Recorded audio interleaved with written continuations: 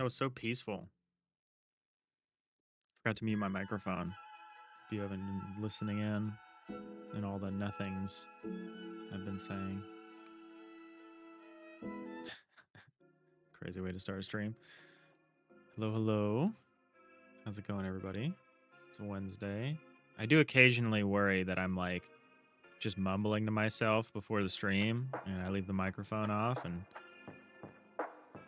then Mr. Magoo finds out that I've been talking about him behind his back. How's it going, everyone? Oh, forgot my lights. Hello, hello. It's Wednesday, my crew. Is Digital Iliad. We're working on an FTL-like in Godot. FTL-like means a game like FTL Faster Than Light, a classic starship management game from the 2010s, which I have to say, like it's a decade, like it's a time, like a historical era.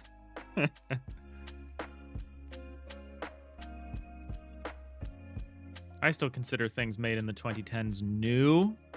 It's basically when I stopped following music, and mostly music, but also film and stuff. I'm always like, oh yeah, that new album by my favorite artist. And I look at that new album and it's from like 2016, and I'm like, oh, okay.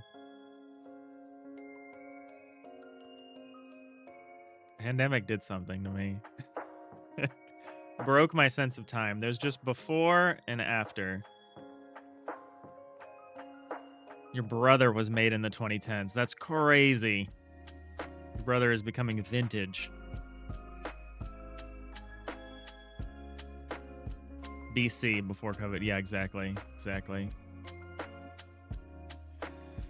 All right. Game dev. What are we doing? Ran in full waiting room today. I know everyone hopped in. Hey, Commander Apollo. Hey, Mr. Magoo.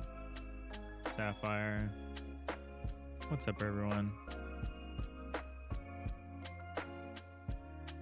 Kids saying things like that, like, didn't that come out in the 1900s gets me. Yeah.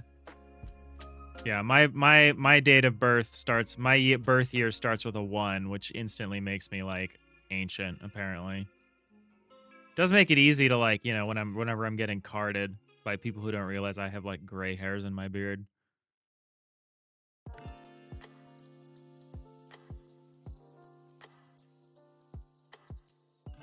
You know what's really pisses me off? When I write 30 in Google Sheets, I know I complain about this more than once. When I write 30 in Google Sheets, like I'm writing a year, like I'll say like what's today? It's like March 4th. I'll be like 3/4/30. Google is like, did you mean 1930? And I'm like, Google, 2030 is less than 5 years away. What's more likely, that I mean 4 years from now or that I mean 96 years ago? Like, crazy.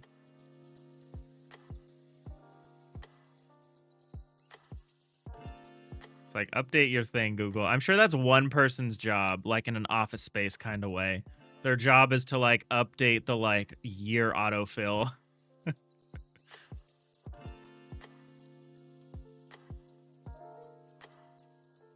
Commander, people love when you tell them you were born after 9/11. That's pretty crazy. That's pretty crazy. Yeah, I feel like that Steely Dan song. They're just like, we got nothing in common. Yeah, if you were born after StarCraft came out, I don't know. I don't know how many like points of commonality we have.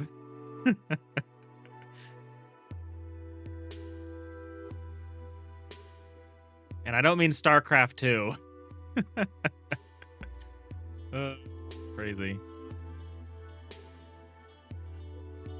You love using 9/11 as a reference point. It's a pretty indicative reference point. There really was a world before then, and it felt a little different than the world we live in now.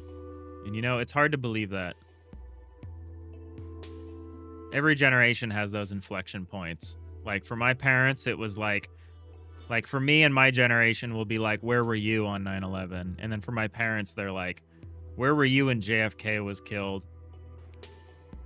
Every generation. has this inflection point. And then for my parents' generation, or my parents' generation, it was like, where were you when Pearl Harbor was attacked? And, you know, it just goes back and back and back. There is a world of before and a world of now, and we're always somehow caught in between. Always losing our reference frames. I don't know what I'm talking about. What an introduction to today's stream. I'm feeling a little unfocused, if it wasn't clear. I'm looking at all of our obligations over the weekend, over and through the weekend, and you know what? It's going to be a lot. This weekend is Down to Jam, the game jam, the community-centered game jam, which we're doing Friday to Monday. And then GDC is next week, the Game Developers Conference here in San Francisco that I'll be doing a little bit of. So yeah, it feels like a lot right now, you know? But we're doing it. We're doing something, that's for sure. All right, so here's our little block building tech. We're having some issues. We got to work out how to handle the scroll. It does this thing where it can't compensate for the shift in the camera, which is messing up the input handler, which you can see because you can see this like column growing as we go up and down. There's a couple other problems with it too, but that's probably the main one. So we got to work on that. We're also working on some other cursor behaviors. Working on cursor behaviors like how we scroll in and out of ships or ship compartments. We'll show off a little bit of that. We figured this out this week, which is neat. Sapphire, you in fact do not remember where you were on 9/11. You weren't there. You were there, you just don't remember what you were for before then.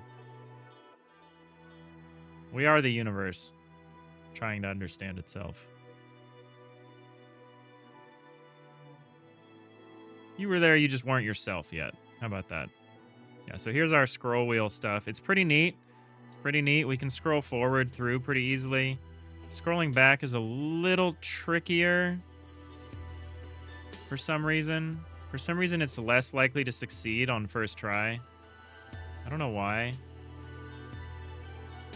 I think it's a system dependency issue. I think our cutaway system is running inconsistently. It's not running every frame, and it's confusing the input system. Rhiannon, you try not to be one of those old people who complain about young kids doing their own thing. You may not always understand it, but as long as they aren't hurting people, they can do whatever. Oh, yeah. I hope that wasn't the takeaway from my rant about whatever I was talking about.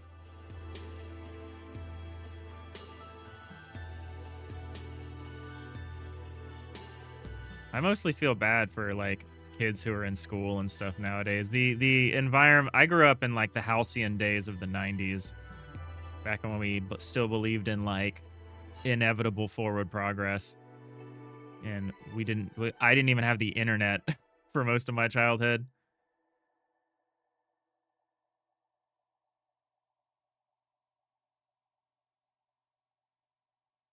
Yeah, I like this. I really like this scroll stuff.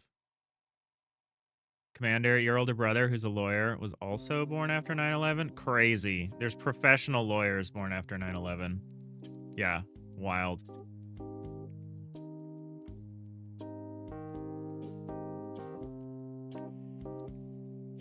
When you're only here for a few minutes a day, the progress feels like it's much faster. Yeah, I know.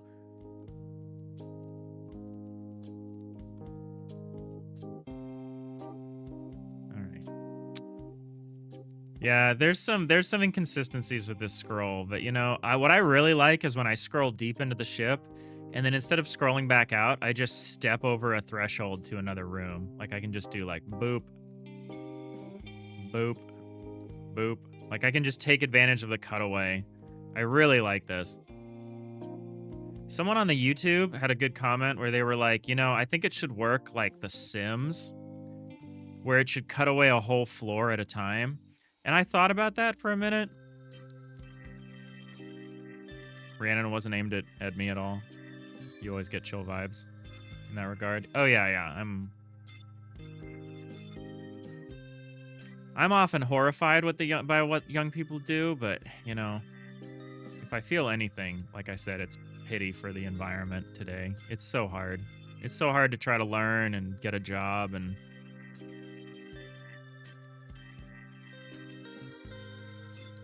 I'm very lucky that I started my career early enough that I'm like not caught up in the entry level like job market hellscape.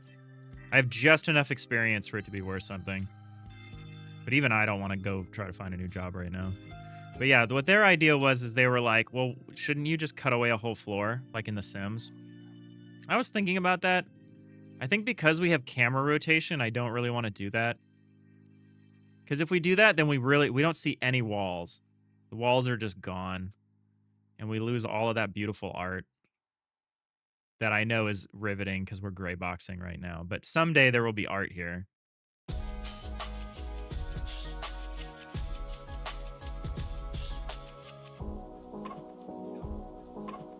Song is a banger.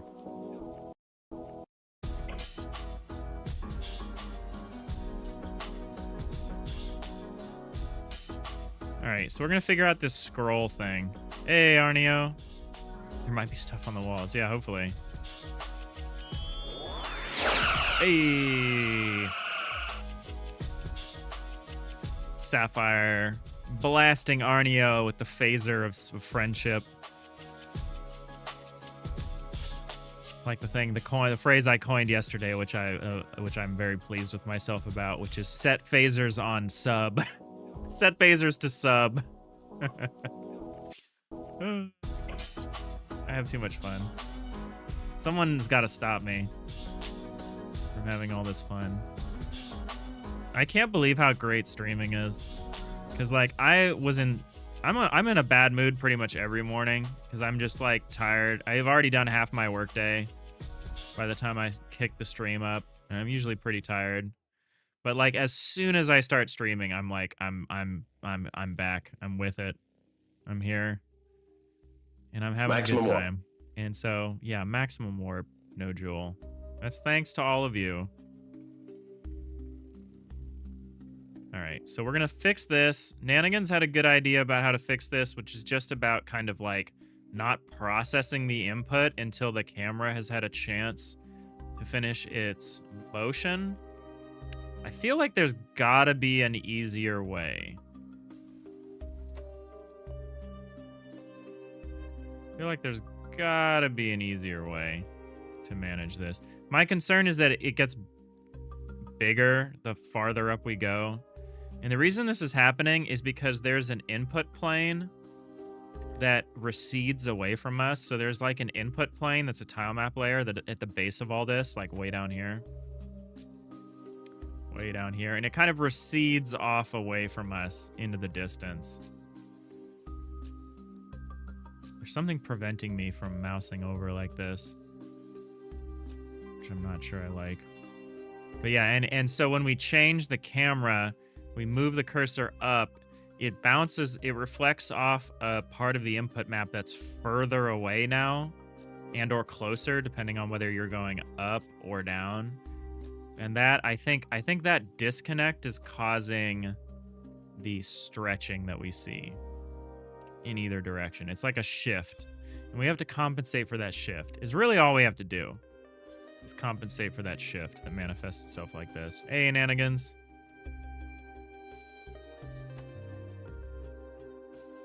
$10 days and you have a gold sub badge? Hell yes. Appreciate that.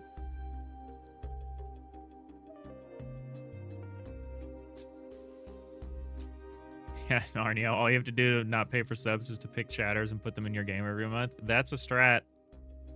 That is a strat.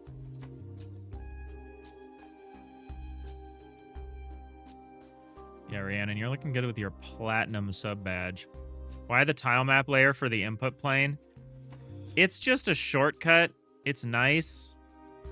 It keeps me from having to manually calculate where we are in some kind of input plane, which I could do. I could do it myself, but the input plane just kind of makes it plug and play. And I also think doing it myself would not necessarily fix anything. Because I would probably implement the exact same system. Just some kind of backdrop, just a plane against which the cursor would hit. I mean, I could try to do it a different way, where I like break the screen up into like probably what would be triangular segments, and I use something like that, but I don't really want to do that.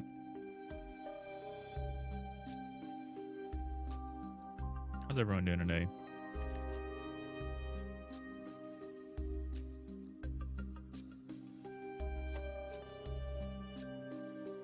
Yeah, I think there's a problem with the Sapphire Mothership Arneo. Is just that it's the wrong color. Thought it was gonna be more sapphire.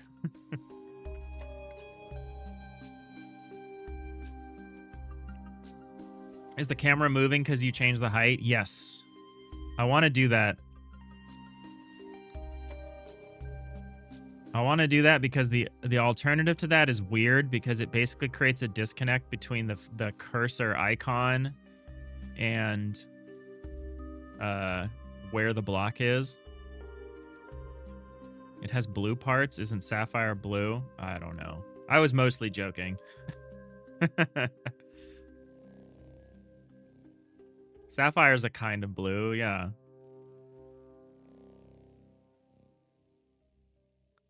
Commander, you're doing good. You're working on a compiler. Oh, a compiler, you say? Okay. Okay.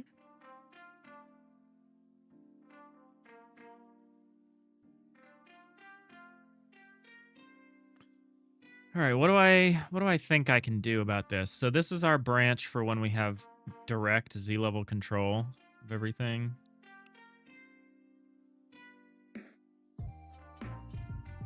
Thanks for looking out, Rhiannon. All right, we set the coordinates. We use this. So this is part of the problem, is this shift. Would it be enough to just add? Let me try something here. Plus game.input.z level scroll.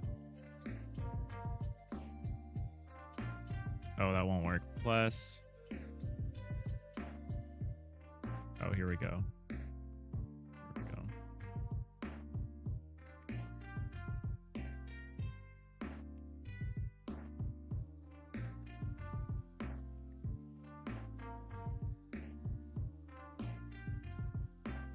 Let's see if that does anything for us.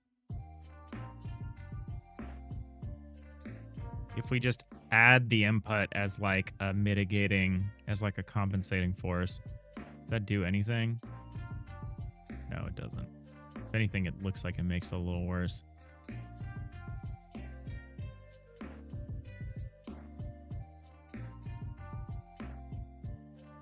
So our real goal is to just not cause this. I don't know if I care about this much. This might be like a tolerable issue, because this also will only affect building. This isn't like a selection thing. Like this action of controlling the Z level makes no sense when you're talking about just like clicking on things and like moving them around. It really only makes sense when you're doing this extrusion.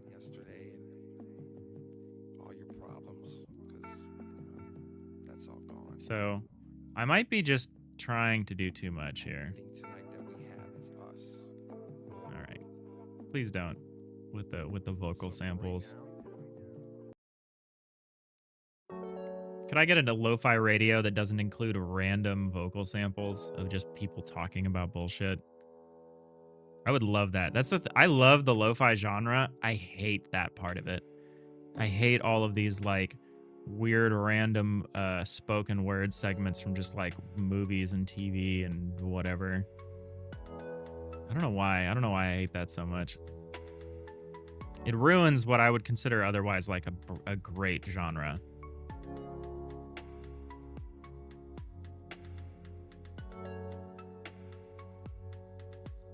Arneo. That's funny.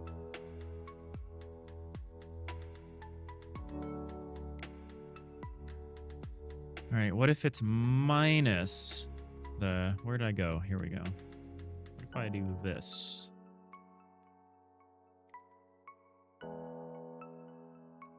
Does that get us some of the way there? Nope, that does... That seems to do absolutely nothing, which is curious.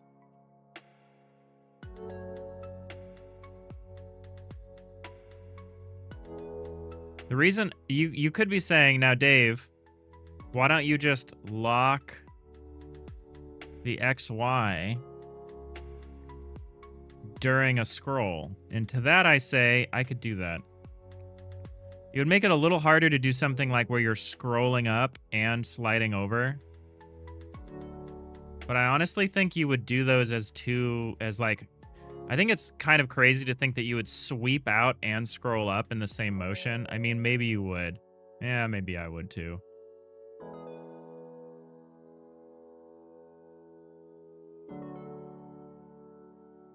You know what the other thing? Actually, there's maybe we need to tackle this obliquely.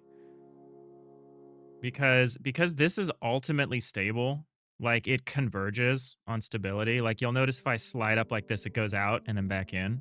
Same thing here. We converge on stability. So you know what I'm actually going to do? I've decided the solution to this. We need to implement our thing that forces you to only extrude along 2 dimensions at a time.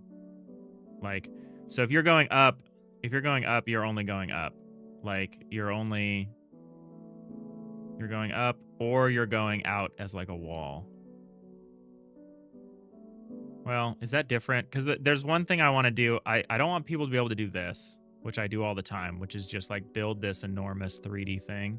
Like it should be like you can build a floor, like a flat plane, or you should be able to build like a wall like this. Well, how would I constrain? We might end up doing Arneo's suggestion of like freezing the coordinate update while... The logic was impeccable, Captain. Yeah, I'm realizing that doesn't actually help because even if I constrain the block extrusion to just 2 dimensions, that would still cause a weird effect when we do something like this. I need a different solution. There are many solutions to this, but I just need a different one. And then next we got to work on scene ordering so that this scroll wheel stuff always works correctly. What did I just do? Something crazy.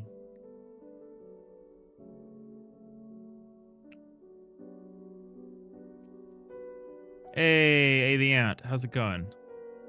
Dave, why don't you lock the XY while you scroll? Yeah, it's an idea. I don't love that because in my mind, I want to scroll up and out. I want to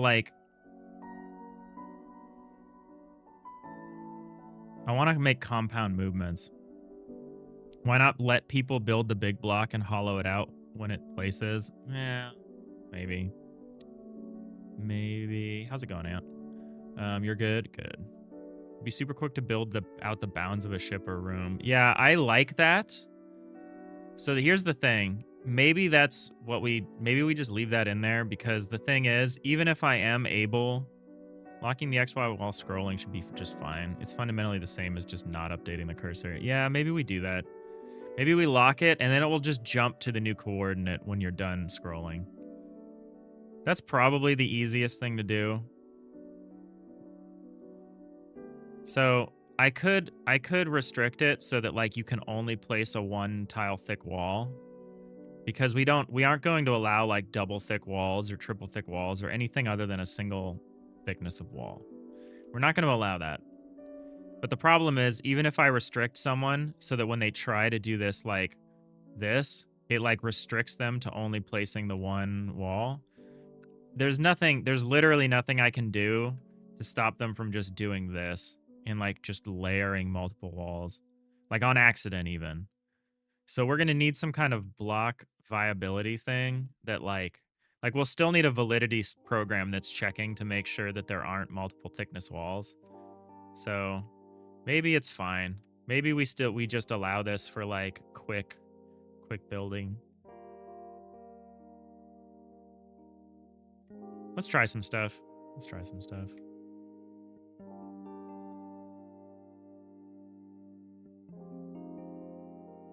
Why is this not? There's also clamping that's happening, which is causing a problem.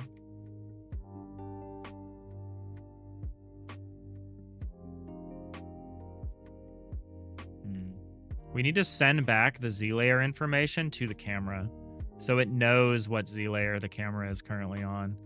Because right now it's like there's an offset problem. Hey, thank you for the big Bernard. Hey, the ant. I appreciate that. Hey, Nix on a 25 stream streak. Yes. No jewel with a dotted line upwards to the cursor. So if you scroll up or down, the position doesn't shift. With a dotted line upwards to the cursor. So if you scroll up or down, the position doesn't shift. Or work with a toggle of changing the area or changing the height. We'll see. Hey, Jacob. How's it going? Yeah, let's just look at locking the XY, I guess. So game.input.zLevel control. Well, here, okay. So if we're in Z-level control, we'll just see if game.input.zLevel scroll is not equal to 0.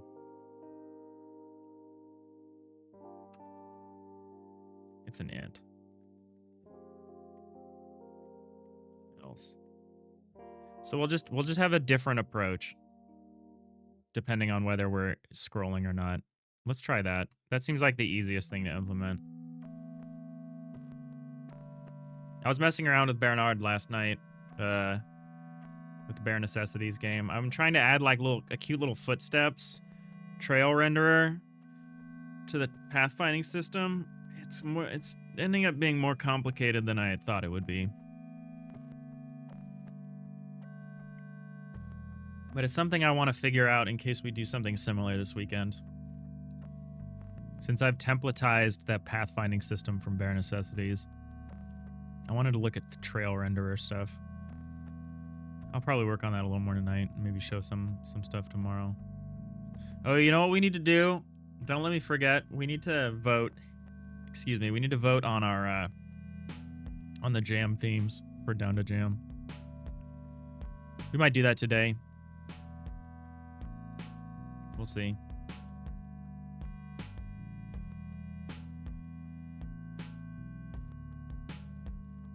Jacob, you just learned dots is dumb and you hate it. This friendship canceled with dots back to normal unity. Bernard 2, The Reckoning. That's funny. Can you influence my vote? Yeah, you probably can. How far are we into the stream? 30 minutes? Yeah, let's do it. Let's look at it. Let's do some theme voting. d2jam.com. Let me log in. Secret high security mode here. I should really implement a high security mode. I guess I have this. Do I need a high security mode? And you just get to look at me all biggerized. Yeah.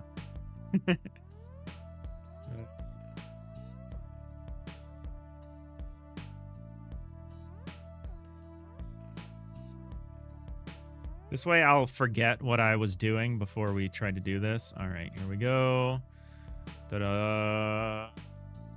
You learned you can't use the ECS renderer. It doesn't work on web builds. Oh.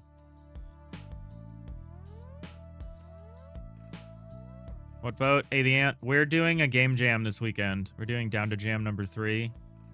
Down to Jam, the community-centered game jam. You can find it at d2jam.com. Oh, look at us. We're right here. Look at us go.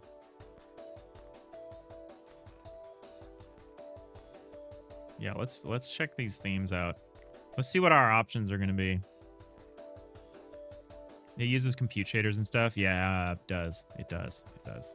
Yeah, I would never try to use .ccs or, you know, any kind of similar system in a web game. That's asking for trouble, I feel. But I could see the performance gain. People have had success doing that stuff in like mobile. Because ECS can be very energy efficient if you do it right, which is good for mobile for when you're worried about battery consumption. But yeah, I don't know about web. All right, so we can vote on the top 15 themes from the elimination round. Let me zoom this in a little bit.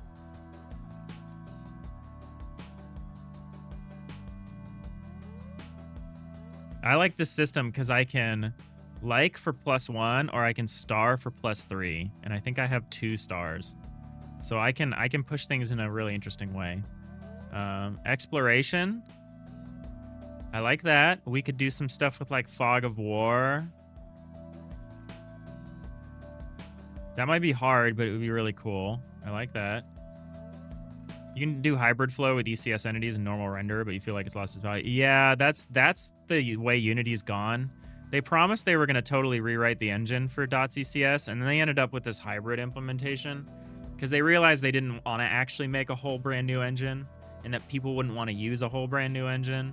And so now it's this very hybrid, like the ECS and the game objects are just like touching each other. And they're just like, I'm the ECS entity. You're my game object. We can do either. And yeah, I don't understand the performance gain that you're supposed to be getting out of that sort of thing.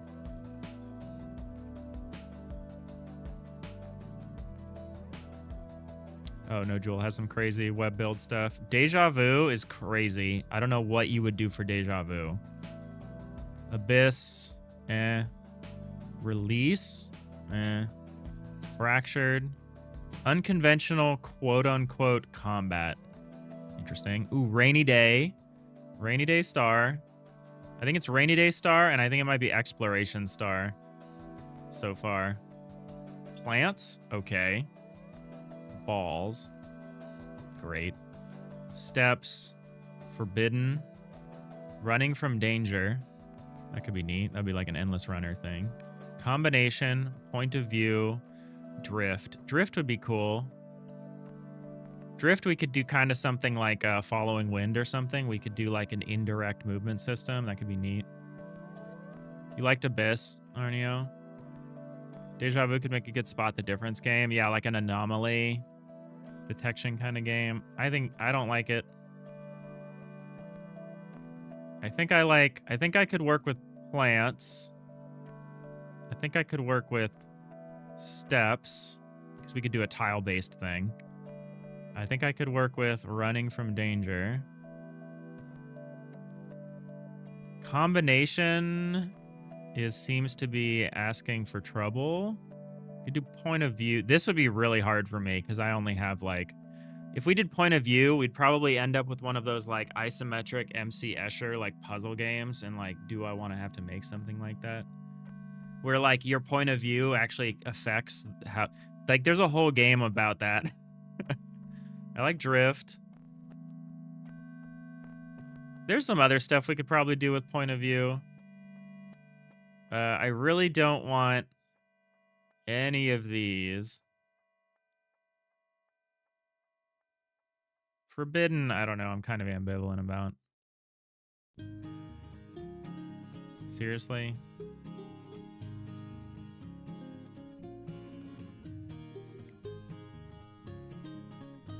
Combination's okay. Point of view is okay.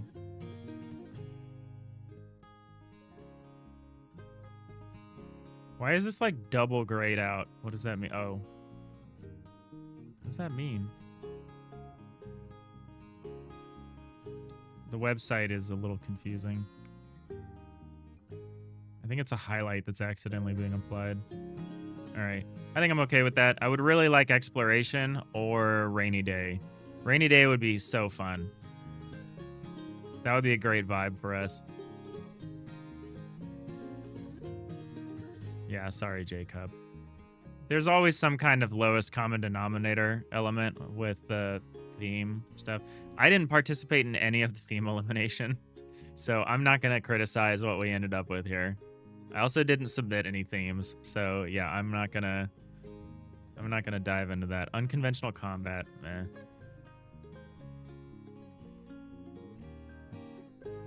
Yeah, I'm okay with this. So we starred 2 things and we upvoted 6 things. So we actually poured the same amount of points into the stars as into the pluses, because the stars is +3. I like that. So we used 12 points. And we applied half of them to our 2 favorites. And the other half we kind of spread around the bottom half here to themes that we thought were okay. And that's theme voting. We did it. GG. We can get back to work now.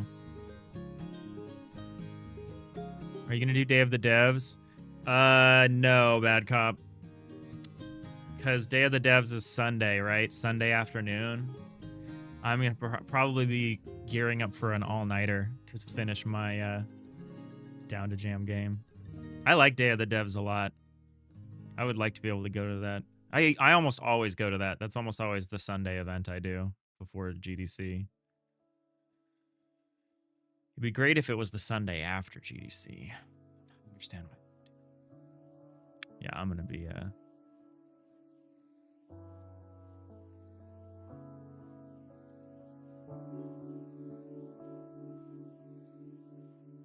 yeah, I don't know. I think I was looking at it. I sent you a little bit of what I was gonna do, but I think I'm gonna take a pretty light touch on GDC this year. I don't think there's a lot for me. Which, you know, is a very privileged and spoiled perspective because I just live in San Francisco. But yeah. I think Slug World Tuesday, hanging out at Yerba Bueno Wednesday, and I'll maybe do something Friday. I think Zach is threatening to do an extra Godot meetup on the following Saturday, the Saturday after GDC. Instead of, well, I think in addition to the regular one. We'll see. I don't know. But yeah, Wednesday I'll be down in Yerba Buena, so it'd be cool. If anyone else is down there, it'd be cool to meet up Wednesday. I know. It's crazy to be living in SF. It really is, but, you know. All right, so what we're going to do is if the Z-level scroll is changing, all we're going to do is update the Z. We're going to say equals game.input.cursor coords with, and then we'll just define our Z. We'll say Z equals cursor Z level. Let's just calculate the Z level first, I guess, and then assign it. Should be fine.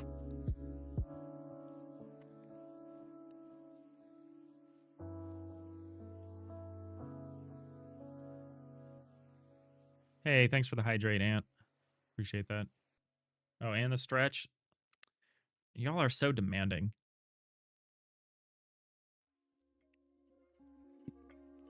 Take it easy, Ant. Appreciate it.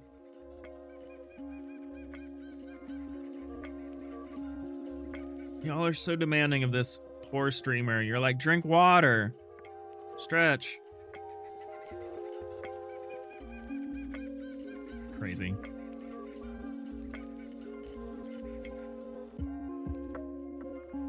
I was looking at Bare Necessities. I was working on some stuff. There's so little in that game, and it took us so long to do the art. I'm so concerned about scope, about setting scope this weekend. I think that's going to be our goal for this and for Ludum Dare, is just like super tight, laser focused scope. Like incredibly, ridiculously limited scope. Like we can do our big, when we do the solo development game jam, that's when we get to do our big fun, bombastic, like we made Mini Delivery and we made the Grave Escape last year for the solo development jam, and that's fun. We can do something big because we don't have to spend any time making any of the assets, so we can focus on the gameplay and do something like really interesting. But Down to Jam, the ODA Down to Jam and the Ludum Dare compo are different beasts. They require so much more discipline because you have to make everything from scratch. So it'll be interesting. I'm really interested to see what we can do. I'm really excited to do my to actually make a second Ludum Dare game. We crashed out of the Ludum Dare last spring. We did not manage to do anything for that. It's crazy to me that I've only gotten to do one Ludum Dare. Or, you know, complete one Ludum Dare. But I feel like we've learned a lot. I'll be really interested to see how far we've come since A Following Wind in April of 2024. I think you've only done 4 Ludum Dares. That's 4 times as many as me. There's a Christians and game dev meetup. You want to go to that one? I'm okay. Hey, your name is crazy to pronounce. Hey,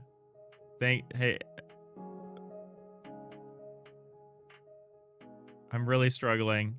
Foxfell is how I'm going to pronounce that to avoid any kind of misunderstanding. How's it going? How are you doing? It's been a minute. Oh, you did 5? Damn, bad cop. So much Ludum Dare. So Ludum Daring of you. All right, and then so this one will actually change. Cursor coords will say equals game.input.cursor coords with x equals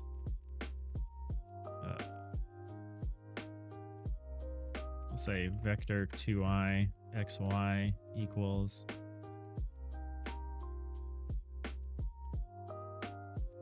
it'll be this, right? Like this is what we're doing.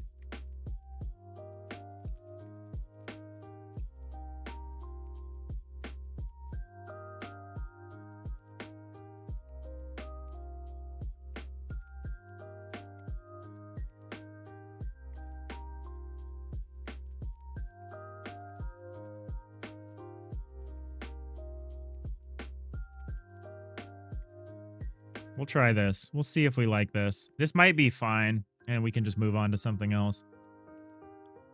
I really don't... This is such a spaghetti nightmare, my stupid cursor mapping system code. Anytime I do anything with input, there seems to be all these edge cases, and I never get a good structure. And then I usually just wave it off because I'm like, it's input. It's strange. It's janky. Doesn't happen a lot. Can you make a friend slot for D to Jam? I bet you could.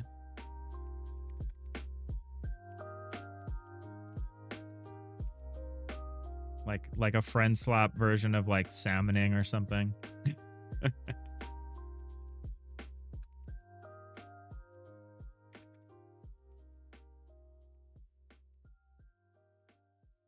The sloppening. All right.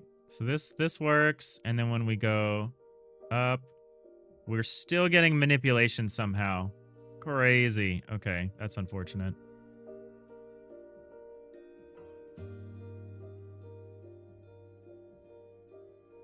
How is that possible? Oh, I know how it's possible.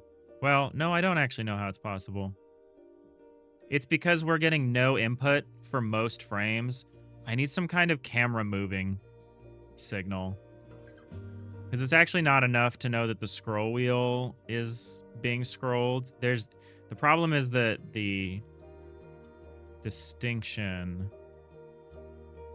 It's the way the camera moves us to a different coordinate tile on the input, on the backing input map here.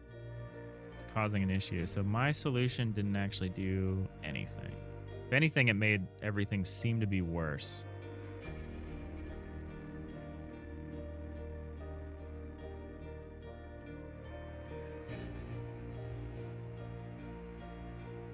Yeah, it seemed to be making a lot of things worse. All right, we need to send some kind of signal.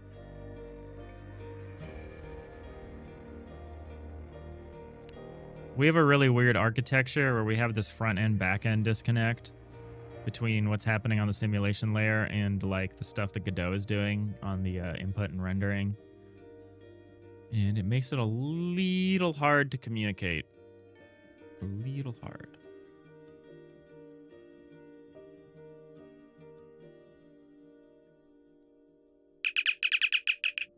Hey, DTV. Thank you for the follow. Appreciate that.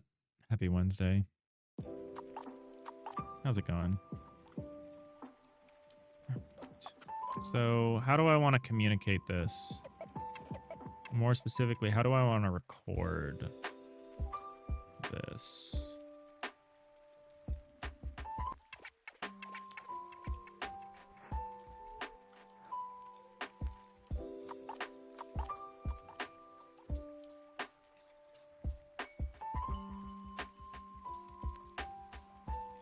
I just want like a camera moving signal.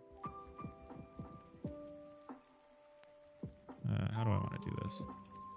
Let's take a look.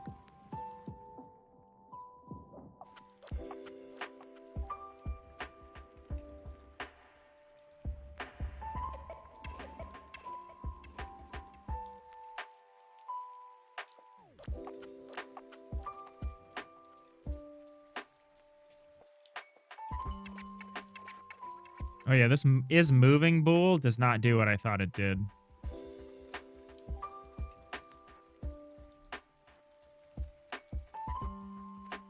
So when we tell the viewer to pan, camera, whatever, I don't know why I call it viewer. When we tell it to pan, if it's not moving, if tween is running, we kill the tween. Oh, we add the target. We add to the target. Yeah, okay.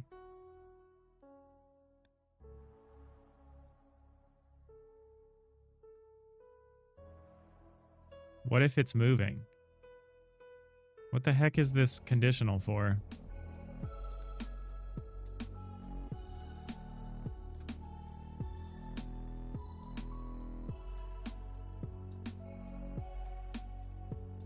This seems wrong.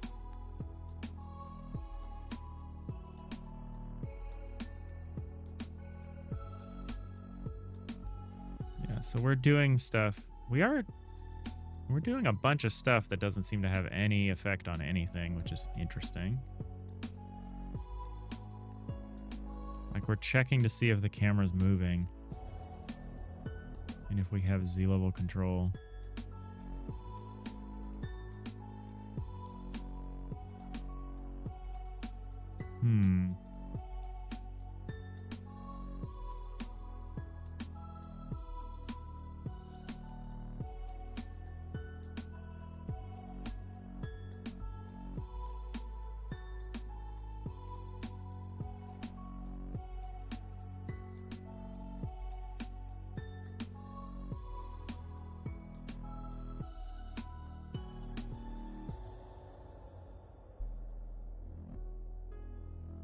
Hey, A6, how's it going?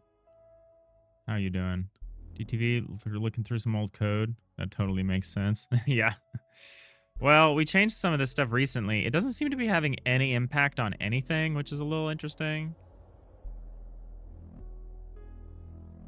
All this used to tell us was whether we have moved. So input, so we get the input. If it's not, is equal approximate input.x0 or not is equal approx not. So if we're doing anything, tween is running.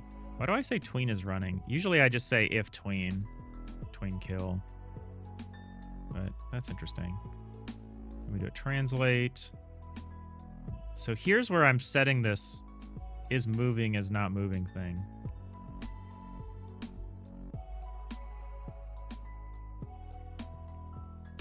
So we can get rid of that.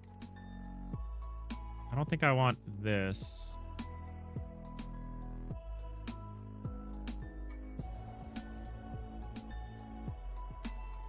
I don't think I want this here either. All I want to do is say is moving equals true.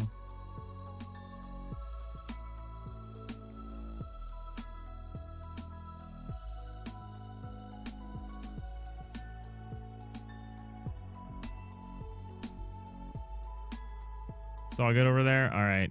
That's good to hear, A6. How's it going? We have a busy week. We're working on our, FTL-like game. We got a game jam this weekend. We got the Game Developer Conference the week after, like next week. Busy times. I'm feeling a little frazzled over all of it. Like, I'm stressing about just, setting aside food and, doing my laundry and, cleaning my dishes. I'm like, I gotta get all of this done. I'm not gonna have any energy to do this. Little unfocused, feel torn between too many things. I'm dithering. feel like I'm dithering. Like I spent all of last night working on making a little footstep system so that you could see little footsteps when Bernard was trying to walk places. And I'm like, why did I do that? What does that have to do with anything?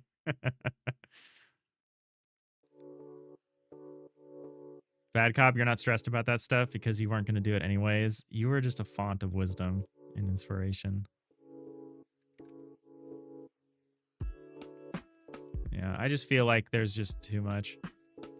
I'm also not taking much time off of work. I'm taking some time off of work for the game jam, but I'm debating taking any time off of work for GDC. I think I'll take time off of work Wednesday just so I can hang out and I'm not worried about trying to get back for a meeting or something. But yeah, I think I'm going to condense my like whole GDC experience to like a day or two, like a day and a half. I don't even know if Slug World counts as a GDC experience, but I'm really excited. I've never been to Slug World. Seems fun. Seems cool. All right. So this signal system looks good. This should not be here. Or maybe this will actually work now the way I intended it to. If we could do this without any communication, that would be optimal. Nope. Does not, will not, cannot seem to sort this out. All right.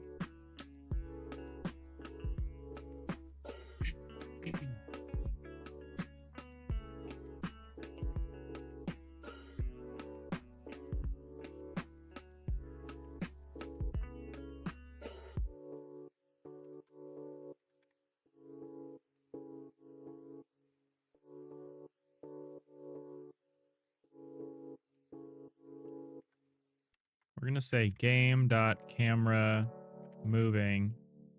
I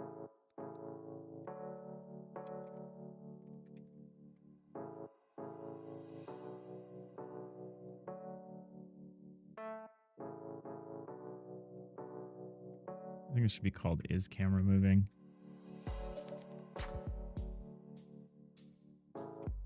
Yeah, set's fine.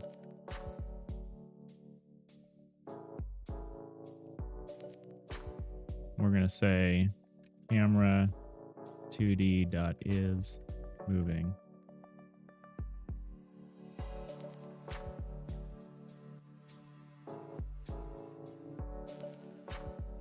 Yeah, that I know there isn't a function for that. I haven't written it yet.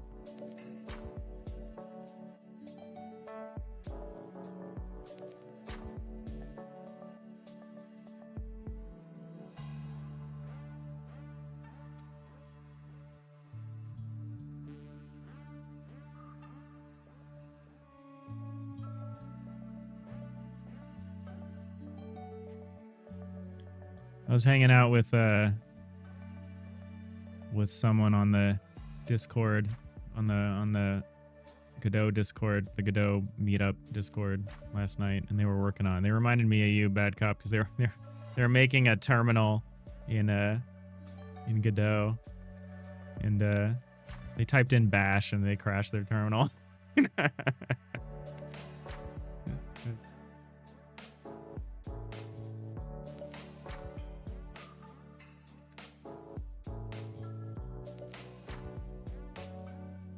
That camera moving is a weird way to...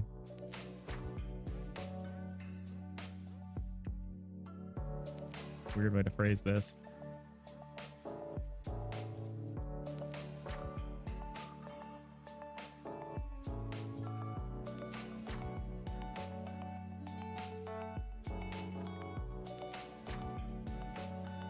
All right. This is going to be our good enough for now solution. Because I think I'm oversensitive to, like, input weirdness. Even though I'm the only person that has to deal with it right now, I'm, like, constantly like, oh, we got to tighten that up. That's going to be a terrible experience for the user. And it's like, I'm talking about an edge case, like, advanced editing tool that will only be running in the block editor. And I'm, like, concerned about the user experience. And I'm like, this is not something we need to worry about right now. But I have a hard time. I have a hard time balancing those pressures.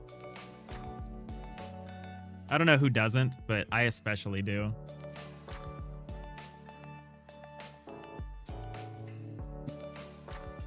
All right, we're heading into ads in a minute here. Over on the Twitch side. Don't forget to use your Prime subs. Everybody. All right, so now we're setting... Now we're polling the camera for whether it's moving or not, which is so dumb. So we're saying if game.input. So we don't even care about this.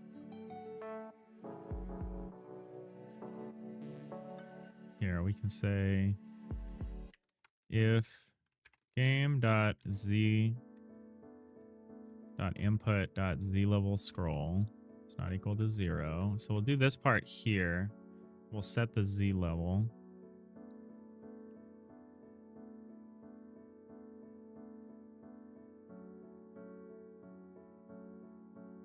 And then here we'll say if game input.camera moving. We'll do this. If the camera's moving, we'll do this. We'll only allow ourselves to change the Z. Does that work? Does that strictly work? It should. I don't see why it wouldn't.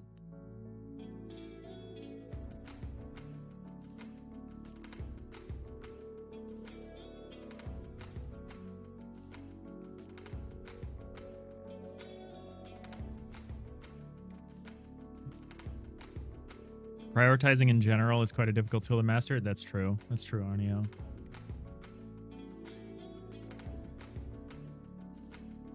All right, I'm going to go get some water. I'll be right back.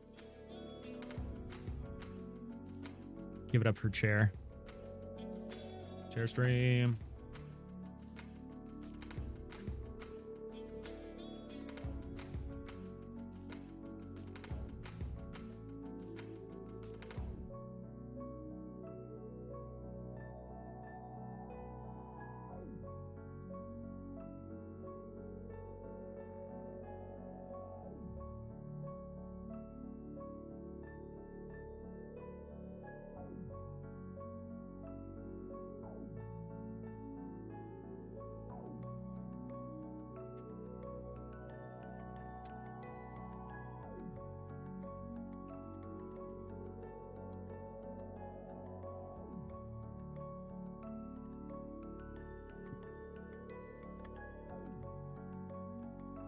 All right, we back.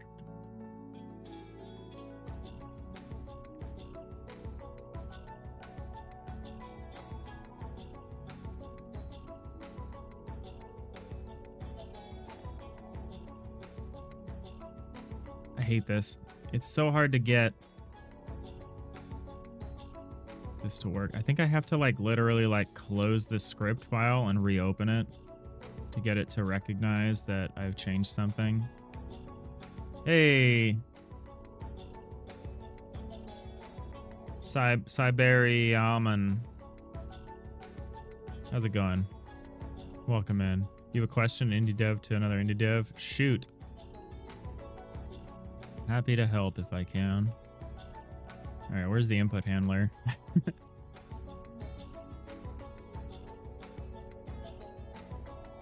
Now it's fine. Yeah, I hate how I have to close and like reopen script sometimes to get it to detect the change on the C# side.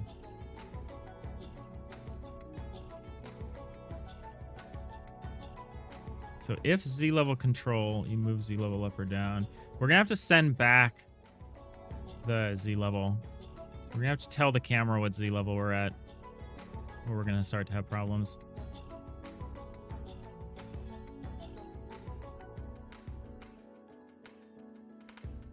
Oh, you know what doesn't make sense?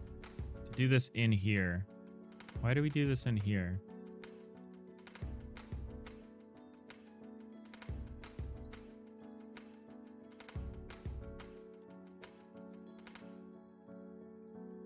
Game.set Z level scroll.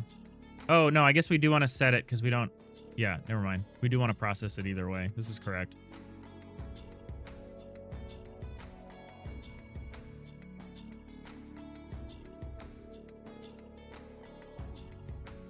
Siberiaman, thank you, Siberia Man. Siberia Man?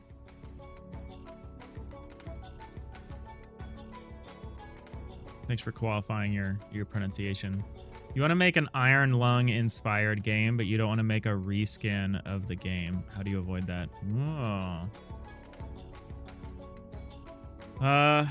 That's interesting, because, like, you know, I struggle with the same thing with, like, FTL, because, you know, I didn't want to just make an FTL copy, like some people have done. Cough, Void War, cough. And it's tricky. I think changing something fundamental about it, I think Randy has some good words about how to do stuff like that. You want to keep the type of movement from Iron Lung, but a tank-like movement. You got to pick some fundamental aspect of it to change. Like for us, we're going to make an FTL game, but we're making it in like pseudo 3D.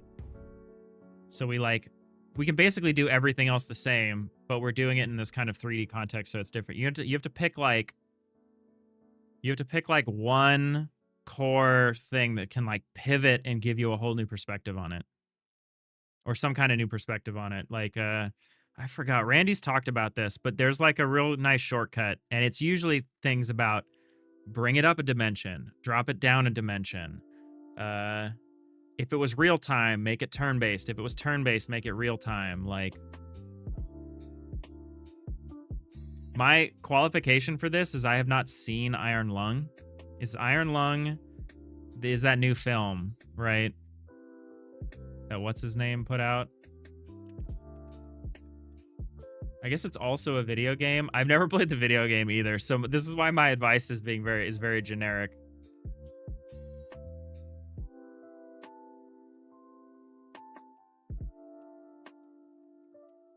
I don't understand what the game would be like.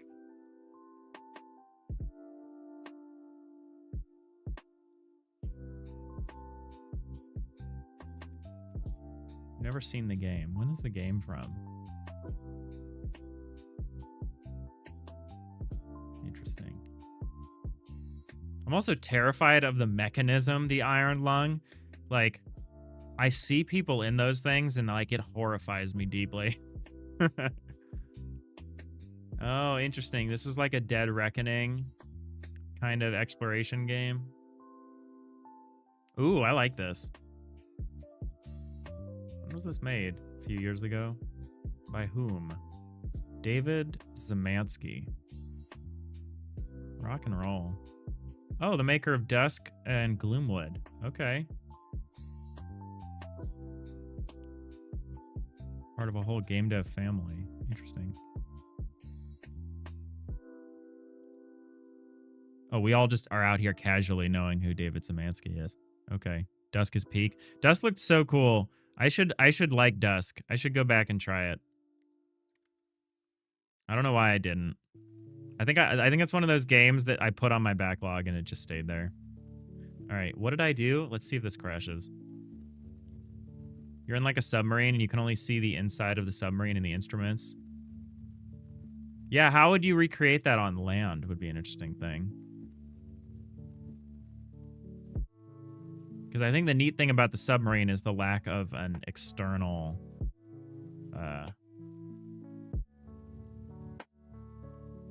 You want to make it so that you can see the outside of the vehicle.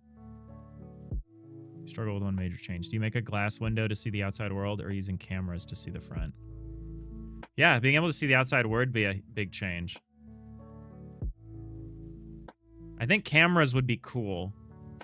In terms of like weird, in terms of like unnerving.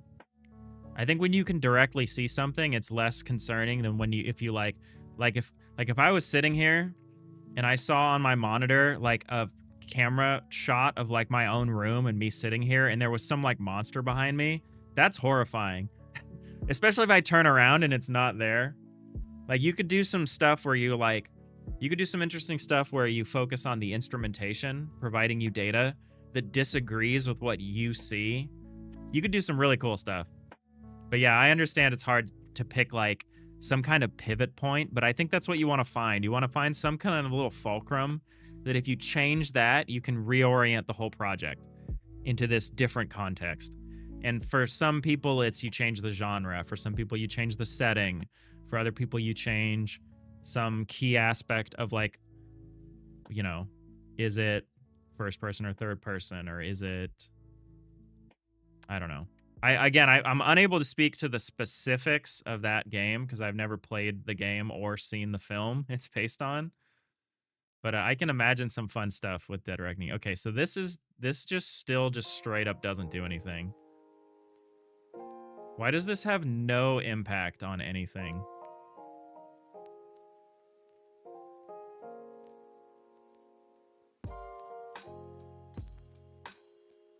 Super weird.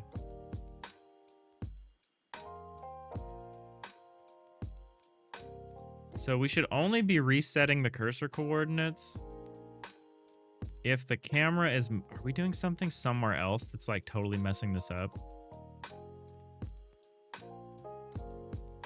What happens if I don't have Z-level control on?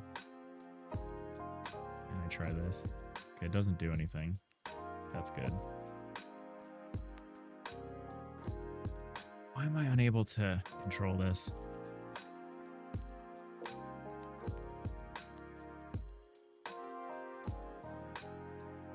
Is this another system dependency thing? Like, is it kind of doing what I want, but another system is trying to read the... I don't know. The fact that it stabilizes makes me think I don't actually want to do anything about this if it becomes too difficult. Like, we eventually get the correct shape. It just... the intervening time is just weird. I feel like things are not... I feel like nothing's happening. Like, none of the controls I added are doing a single thing. Which is very strange.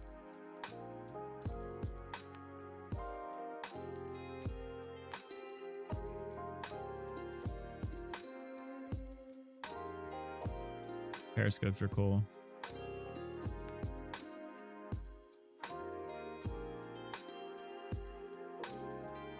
Yeah.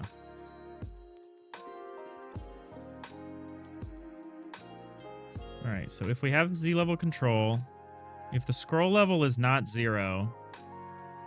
Oh, you know what? This should maybe be in here.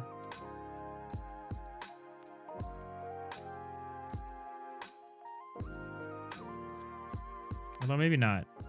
Maybe the Z-level should move either way.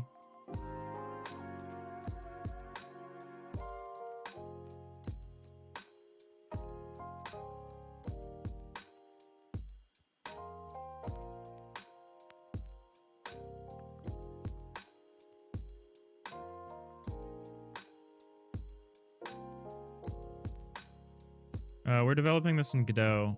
We have a simulation side that's coded in C#. But there's a lot of back and forth because not everything is in the simulation layer. All right, so we have this set camera moving. We set it to camera 2D.isMoving. We do this every frame.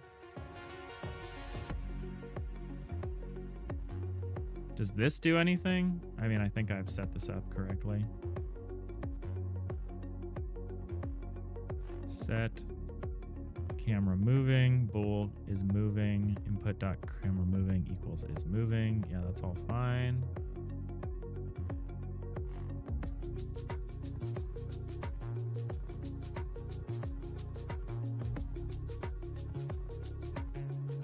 Yeah, Godot is fine. I mean, like you can code Godot in GDScript, you can code Godot in C#, you can code Godot in Rust, you can do it in C++. Whatever programming language you like, Godot can pretty much handle. There's bindings for pretty much everything. So I wouldn't get too held up on the specific language syntax that you're seeing. I just use GDScript for the engine stuff because it's efficient and easy. And then I use C# for my simulation layer because I'm familiar with it, and it lets me do some stuff that GDScript does not let me do. But if I was a better programmer, I'd be doing it in C++. All right. So whether or not the camera is moving seems to not really make a difference, which is strange. So pan viewer up or down is moving is true. So only when we stop. Oh, when the input stops. Hold on a second. When the input stops, we consider ourselves to not be moving anymore. That is wrong. That is wrong.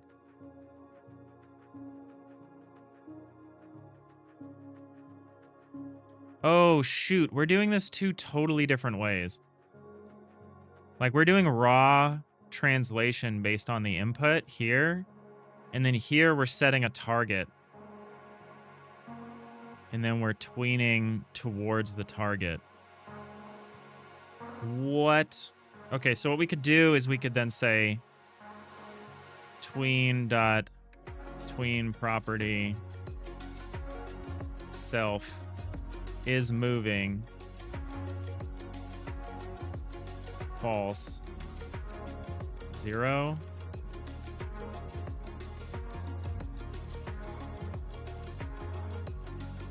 So this is weird. I realize there's a strange discrepancy. Oh, this is totally different. This is the horizontal. This is the WASD movement of the camera. Oh my god. I mixed up the WASD and the Z movement of the camera. Oh my god, Dave. Okay. That explains why this wasn't doing anything. You have to go now. Good luck. Yeah, good luck to you. Hopefully you check back in. I'd be interested to hear in your progress. Most illogical. We also have a Discord if you're interested in sharing your work or asking more questions or whatever.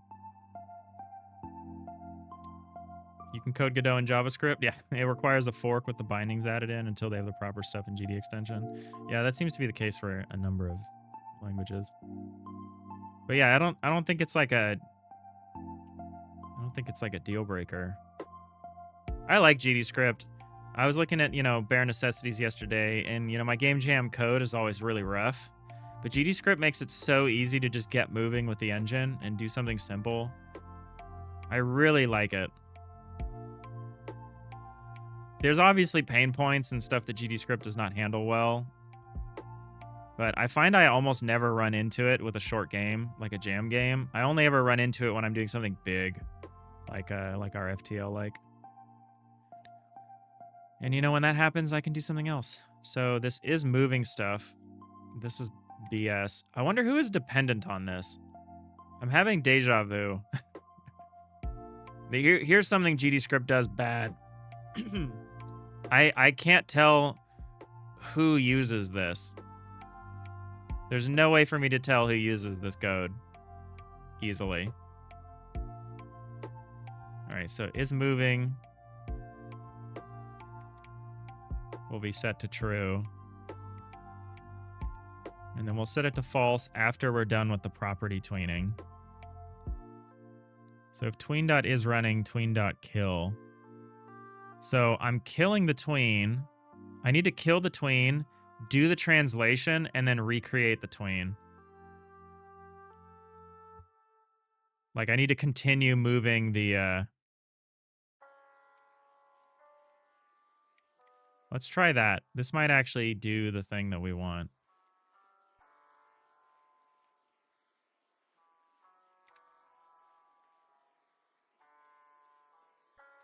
Let's see about this. I totally forgot about the fact that I could just move my camera with WASD. Whoa, buddy.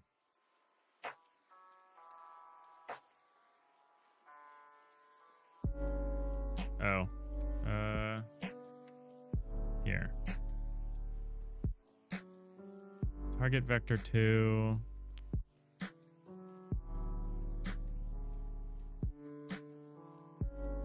We're going to say target equals position. We'll say, here we go. We'll say if, well, this says if tween is running, tween.kill. And then set this up.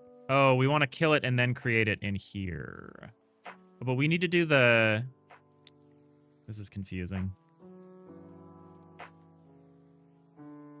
Actually, is this really a conflict?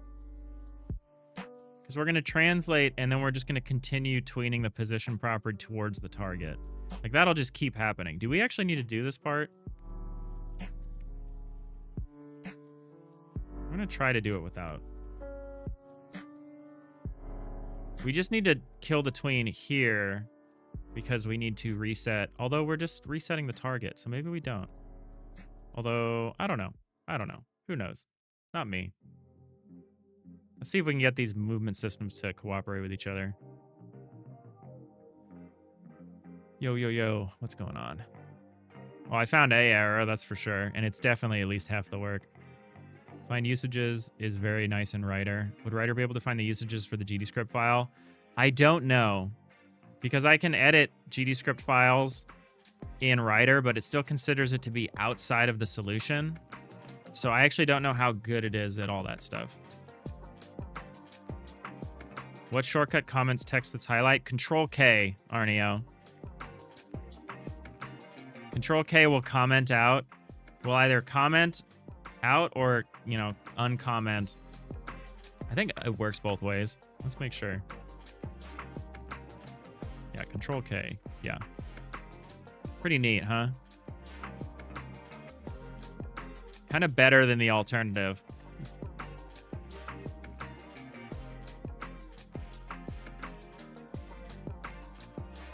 Okay to comment makes sense. Yeah, exactly. Oh boy, something is wrong. Okay, there we go. Okay.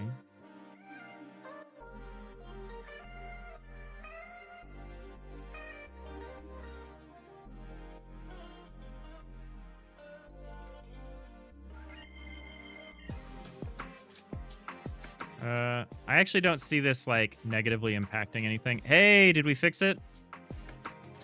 And by fix it, I mean address, like, the stupid thing that was messing... Oh, I've almost fixed it. There's still a brief moment where it renders before... Oh no, my mouse. My mouse is dying. Okay, we're close. We're close. When we stop moving, there's a brief moment of strangeness. But we're really close.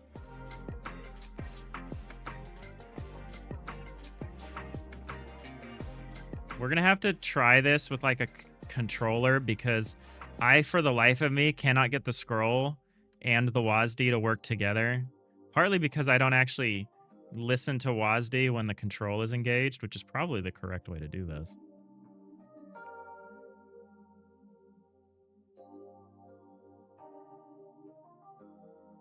Cursor also jumps if I'm scrolling, which I think is fine.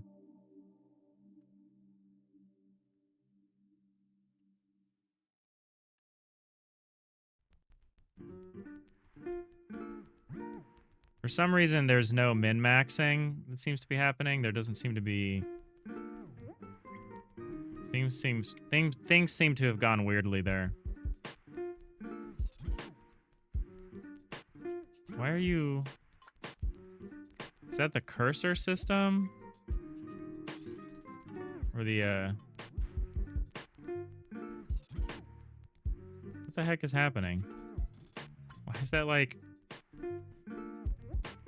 Okay, there's some weird stuff going on.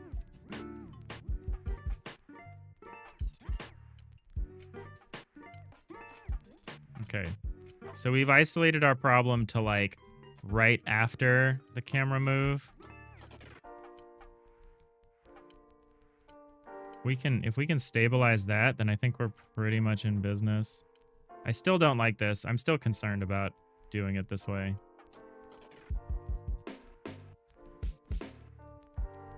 But this is pretty close to what I want. Anything is better than Visual Studio shortcuts. Yeah, I have not used Visual Studio since my Unity days years ago. I actually even switched to Writer while I was still doing Unity stuff. Okay, how do we fix this? Sorry, I know this is like maybe not the best stream in terms of we're just kind of We're just kind of fixing one specific problem that looks really stupid. Why do we tween a property position to position? Kind of weird. Whatever.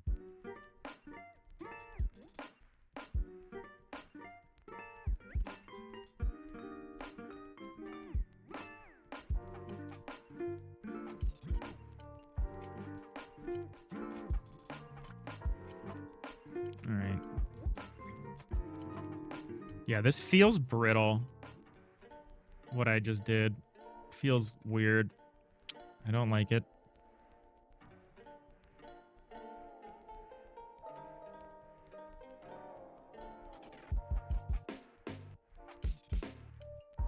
I want the cursor needs to be this really specific, really kind of stable, important thing. Right now, the cursor is like directly mapped to the mouse, but that needs to go away. The cursor needs to be kind of its own thing, not just something following the mouse. Because we want to be able to support like controllers. So we're gonna have to rethink a lot of this cursor-based stuff. Eventually. Again, maybe not now. Maybe it's not our problem. All right, so what's happening? So when the game input camera moving, game input Z-level scroll, we have this else, but it's only tied to the camera moving, not the Z-level scroll. Ah, that's why. That's why.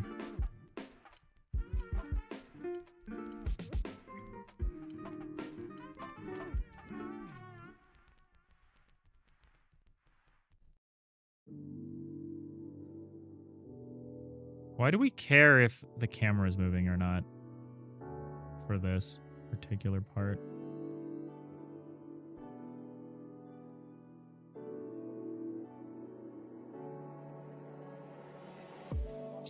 I feel like we could do both of these things. I know we can't. I know we had a problem when we did it this way, but you know, can't type.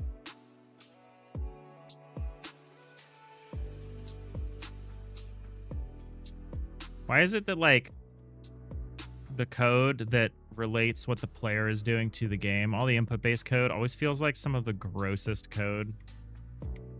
I know I talked about it earlier. Okay, so we can't do this like this.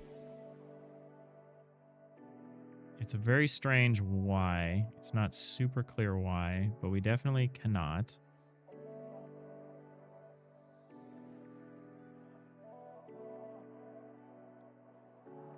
Because it creates that weird...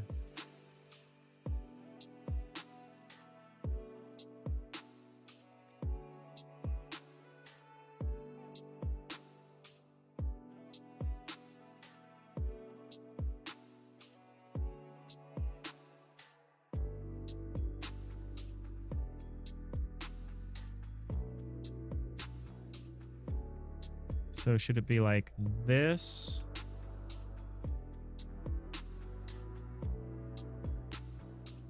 Here, we could say if game.zLevel scroll and not game.input.camera moving. Let's try this one.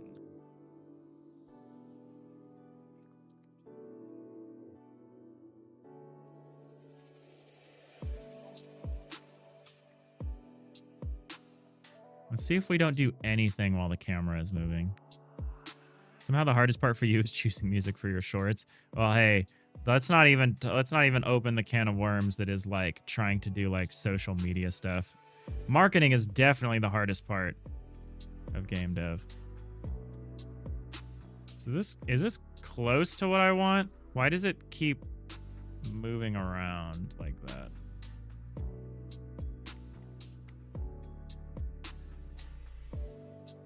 Oh, why is that what's happening?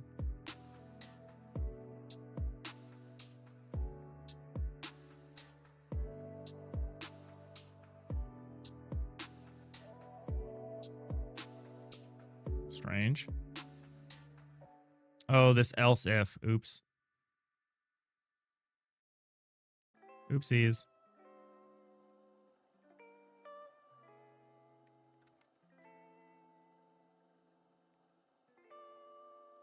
We'll just say if game.input.camera moving, we'll just say, can we say return?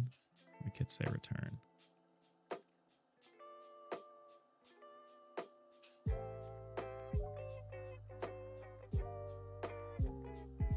Yeah, this is such spaghetti nonsense. I hate this so much.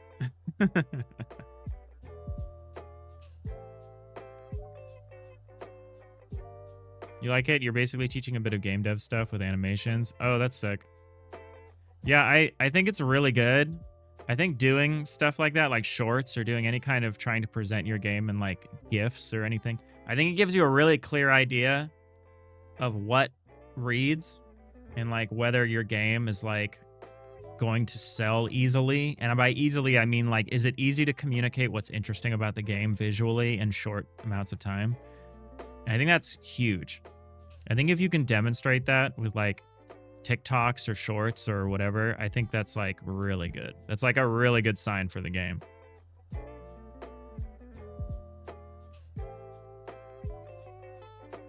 Rhiannon, seriously, you want to make your game, but you wonder if you want to make it a commercial game or if you want anyone else to actually play it, because that will require marketing. Yeah. Why is this the way that this does this?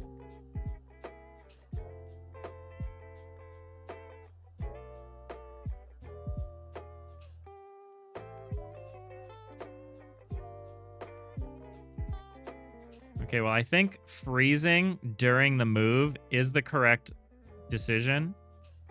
But for some reason, it's not doing it the way that I would have thought it would. Why is it behaving like this?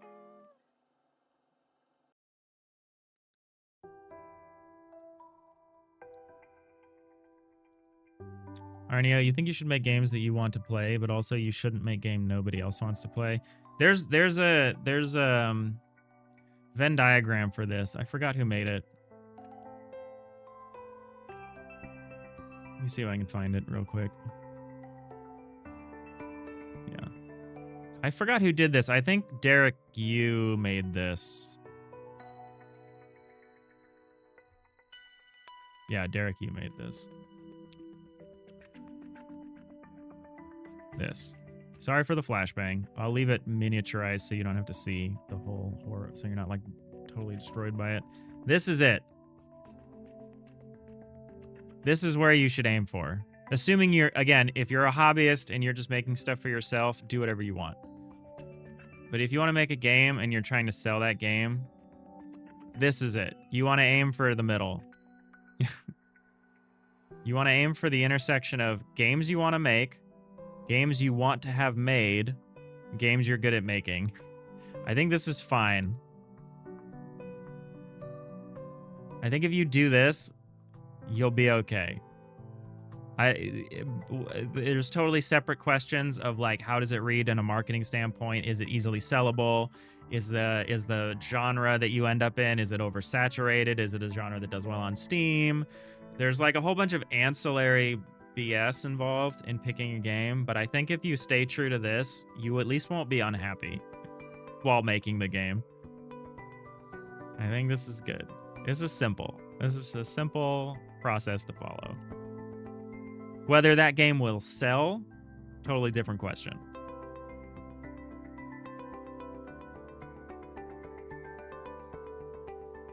Sometimes, somewhere outside of that diagram is games that make money. Not necessarily. Not necessarily.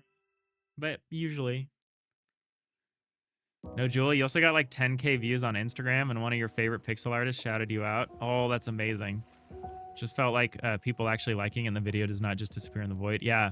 Yeah, another game dev YouTuber commented on one of my videos the other day. Well, a few weeks ago. And it was even just the recognition was amazing.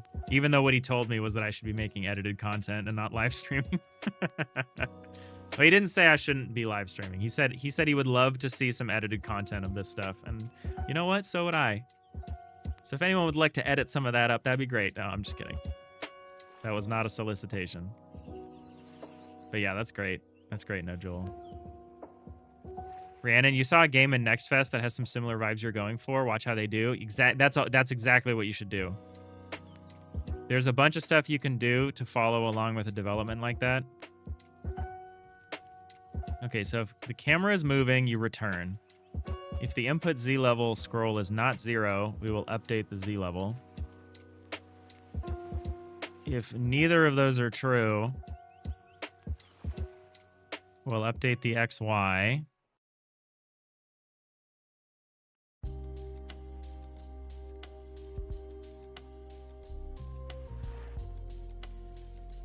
If X equals cursor X.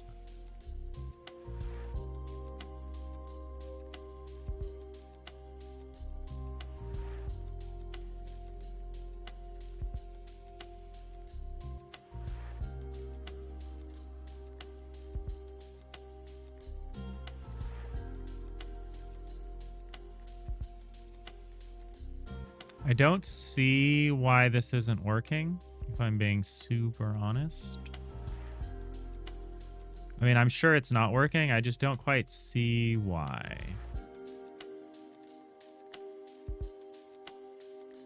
If I ever hire you for short shader effects, you'll throw in some shorts too, digital. No, Joel, that's great. That's hilarious. I appreciate that.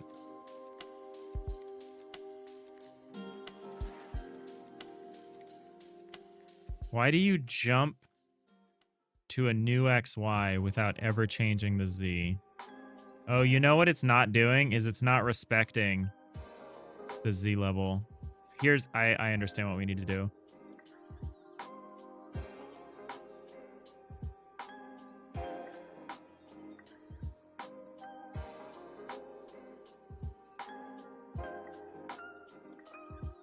We need to update, we need to keep updating the Z level during the scroll, but we need to not apply it. Because we're getting to the end of the input and it's ready to apply the Z level manipulations we made, and then it just didn't record any of them. So we'll do it like this.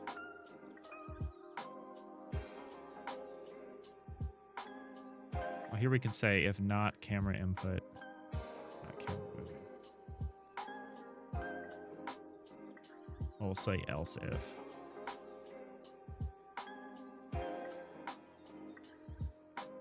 I would rather not do a return just because I'm not sure if there's things I want to do at the end of the function. I want to leave the options for that. So if we've got Z level control, if the Z level is being scrolled, we'll update that. However, only if the camera is not moving will we actually apply this stuff. Is I think... Actually, that's not quite right, is it? I think we need to do this. With C equals cursor Z level. Let's see if this does what we want. I really hope it does. I really hope it does. By the way, the 10K views converted into 2 sales. Hell yeah. Nanigans, your genre is starting to suddenly become much more saturated. Luckily, it will likely take you a good few years and the market is time to shift again. You have mixed feelings about it. You're finding a lot more games you enjoy playing, but now you need to do even more to stand out. Yeah, I think unless you know that you can like turn a game around in like less than a year, if you can turn a game around from conception to publish in like 6 months, I think you can chase trends. Like Bite Me Games just got like 10,000 wish lists for some new, I think it's a friend slop game that they're making, which is great. And it's because they were able to make it in like a few weeks. They were able to like get the Steam page up and like get the game going. So they're like diving into the friend slop, which I think is becoming saturated, that genre. Like the, you know, co-op, hang out with your friends, do silly shenanigans. So it's like, but if you're like one of us, and you're like a solo dev and you're like looking at a game that's going to take years to make, there's no help looking at like what's trending and like what's hot right now, because you're not going to be able to hit it. You're just going to keep working on your thing and hope that, you know, it's good. Like, I think the best thing that could happen to me is that Subset Games comes out with FTL-2 in the next few years. A lot of people would be like, oh, that would be so devastating to your sales, wouldn't it? And it's like, I'd be like, no, what are you talking about? That'd be good. Like, that'd be the best scenario for me. As long as it didn't come out like the day before, that would be ideal.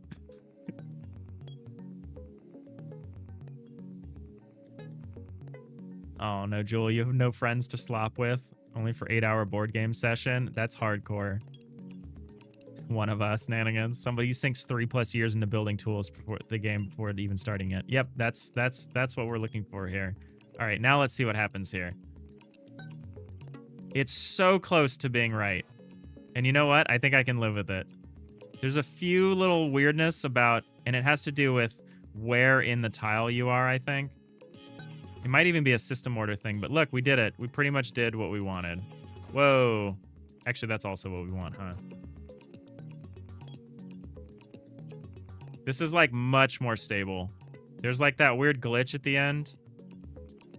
But I think that's a system order problem. I think that's the whole canvas item and canvas cutaway systems running not exactly every frame. I think it's causing the canvas item drawing to hallucinate for a frame. So I'm actually okay with that. I think that's like 90% of where we want to be. And you know what? I can live with 90%. Yeah, that last little glitch, totally fine. Not concerned, really. It's kind of interesting what that might be. I think it's a system execution order problem. Is what I would guess. But yeah, this is pretty close to what I want. I think we can call this. I think we can call that. I think we can call that a that'll do.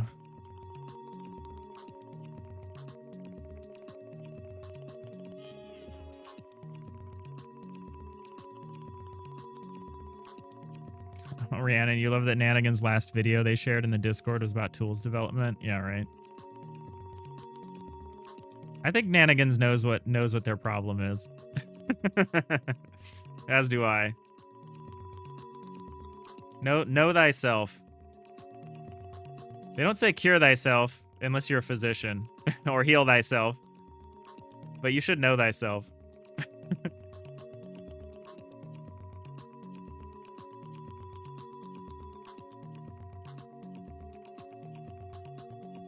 Yeah, this is good. This is good. I'm pleased with this. So I guess we have some system execution order problems to solve, huh? Is that like the next thing we should work on? Probably.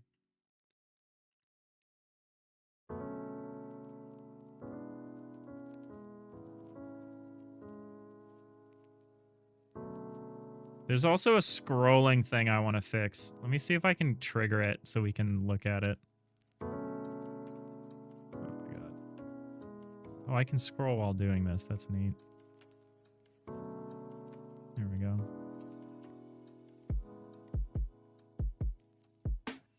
Yeah, I like that the camera moves with this. That's good.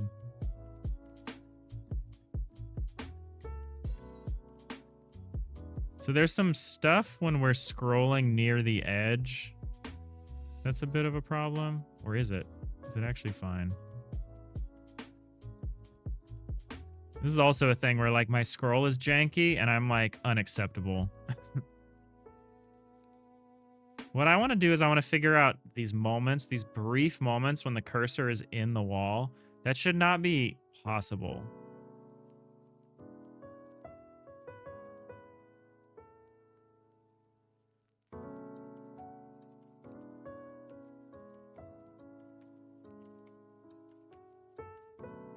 That's kind of something I want to debug a little bit too.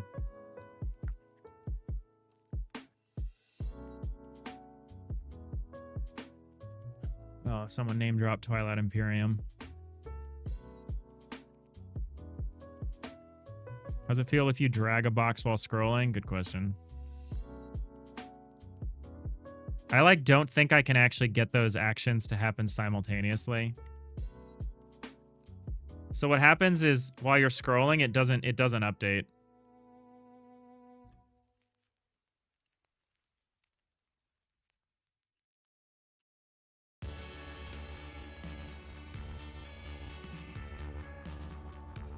right. I have an infinite scroll wheel. So when it seems like nothing's happening, it's because my infinite scroll wheel is still zooming.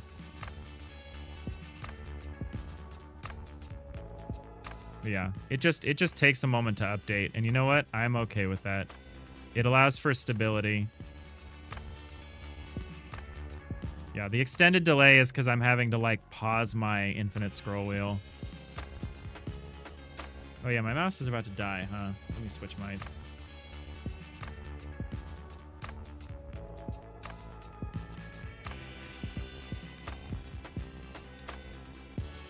I have a virtually identical mouse that I can use instead. Oh, have I never paired it? This computer? All right, stand by.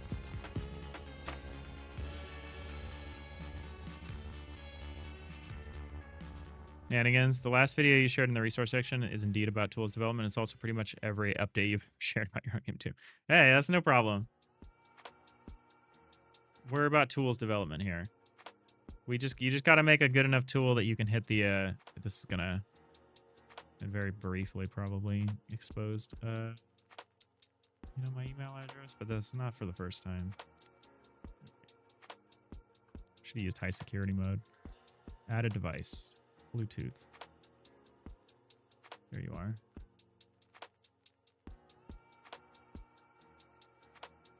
Please don't make me configure this. Please just kind of work.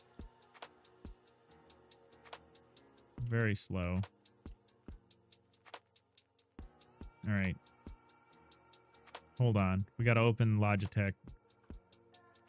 Logi options. My mouse died. Please don't show anything that's questionable. Okay. This is actually probably fine to share. I hate... Let me be super clear. I am not proud of my dependence on Logitech stuff. The Logitech... This camera is really good, though. Whoa. I just want to set you up. Horizontal scroll. Shift mode, forward, back, gestures. Just let me set your speed. Not your thumb wheel speed. Let me set your pointer speed. 100. I'm a gamer. I need 100% pointer speed. There we go. Oh, wait. Yeah, there we go.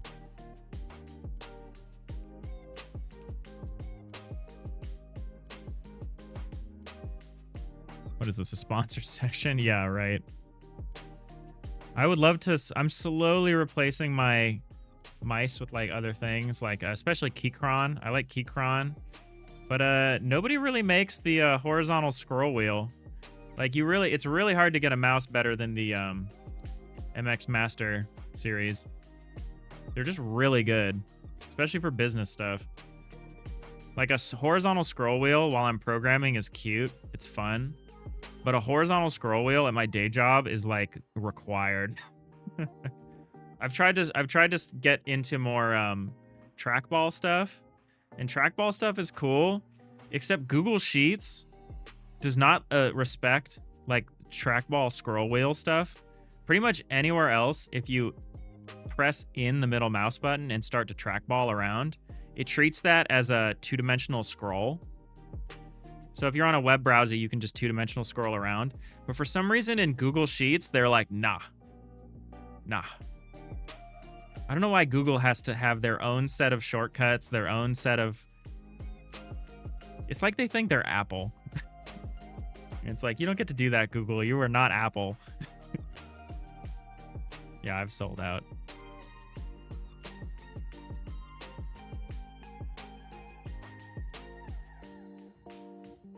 Yeah, Google does not ball. They're not out here balling. Maybe if that becomes the theme of the jam, ball, we make a game about like a trackball that just wants to run free in a Google spreadsheet and it can't due to the rules of our society. All right, what did I say I was going to work on next?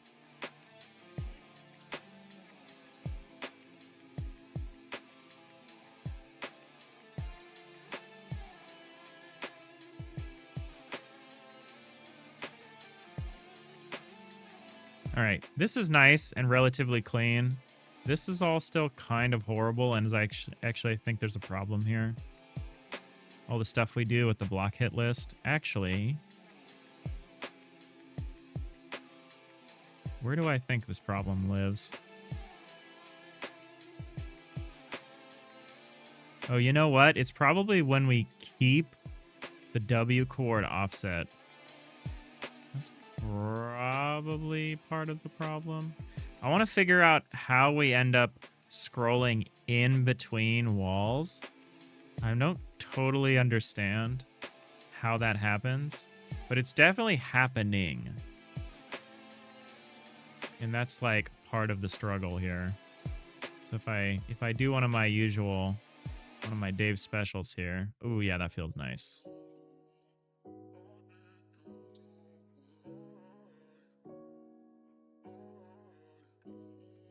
That feels great. You know what's crazy? Nanigans was like, what size are these blocks? And so we like scoped out the block sizes. And I honestly think that like our rooms are going to be like 3 or 4 blocks tall, depending. I might not do 3 just because if I do 3, there's a bit of an issue at the edge. Like it'd be possible that someone's like head gets cut off. Well, maybe that's reasonable. Might add a 4th in some cases. All right, let's make some kind of room.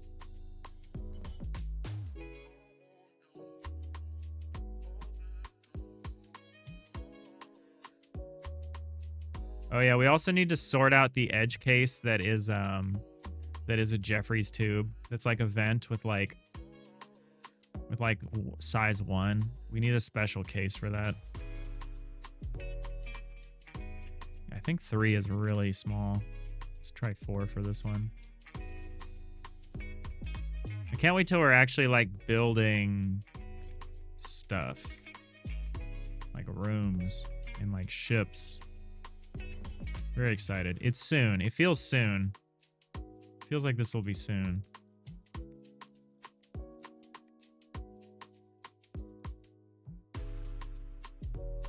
So when I do something like this, it's a little hard to get down. Oops. There we go. Yeah, a little hard to get under that rafter at the edge, because you'll notice that if I like cut all this away, you still see that little edge of the ceiling. Which I think is a little claustrophobic when we have these 3 high walls, but it looks okay with a 4 high wall. Holy Space Quest. Hey, Johnny English. Oh, yeah. We're working on an isometric FTL style game. I love how you can outrace the cutaway system sometimes. That's not ideal. That's also a system execution order problem, but it's neat. But yeah, we're working on like a FTL style game, kind of a retro isometric 2D look. And we're working on our block, our like the environment that the player will be existing in, and like how we'll solve the visibility problems of like, you know, these sealed ships. How's it going? Happy Wednesday. Nanigans, you like a lot of the Logitech peripherals. They're good for the price in most cases. Yeah, I just don't like their software. Their software is...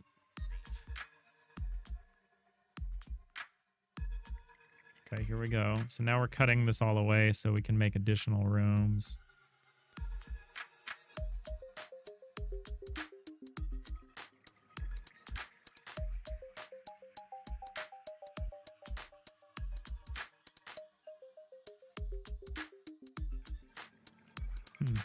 It's weird.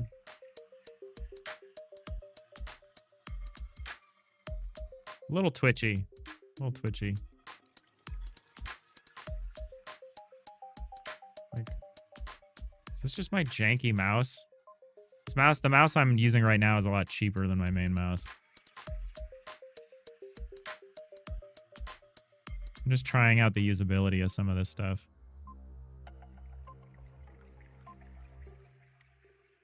It'll be interesting to see how this feels with like corridors. Whether this feels like claustrophobic. Yeah, I don't know why this is so touchy.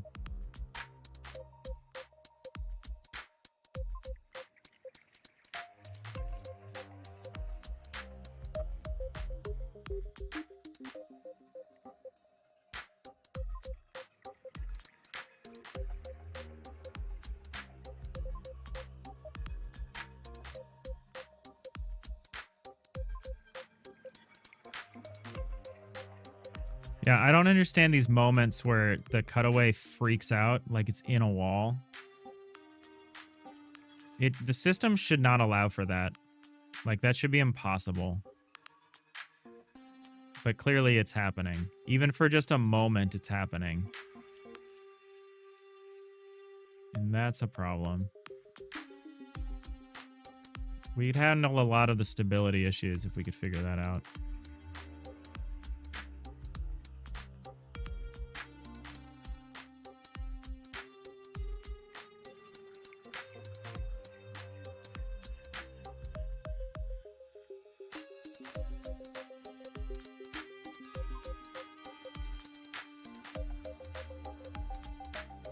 Yeah, these rooms are so tiny. We'll probably make rooms taller than required, generally. So I feel like we have no shortage of space. Like, even if we restricted the build area to be like, why can't I see this?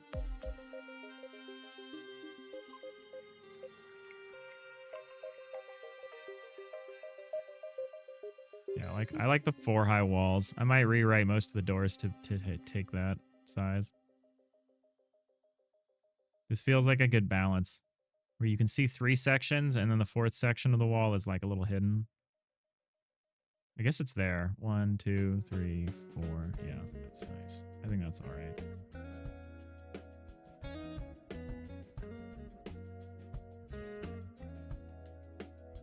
Oh, you know why? I understand. I understand. It's because the room thing... Oh, maybe not. I don't know, actually. It's supposed to use the W coordinate, but maybe the W coordinate is not updating fast enough. This could also be a system update, order, execution order problem.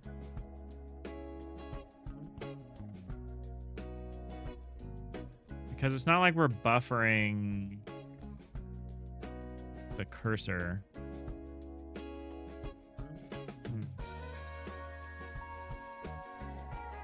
God, that's twitchy. Yeah, I think we'll probably favor larger compartments. Fewer larger compartments would probably be what we want to do. And like, we probably don't want corridors smaller than like 2 or 3 tiles wide, because otherwise it's just kind of hard to see. So we might need some special edge case logic to handle really narrow compartments or things. I mean, I say this like it's a problem. Most of the ship designs for the first few years, you know, for the vast majority of this game's lifespan, are going to be all made by me. So I can kind of do whatever I want. It's only until we actually formalize mod support that I actually have to think about some of this stuff and what we allow versus what we disallow.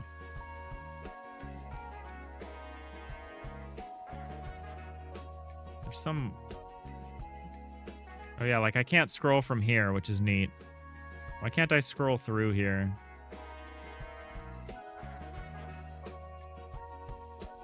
Won't let me scroll further than this. There's weird combinations of wall that makes the scrolling kind of awkward. I'll have to figure some stuff out.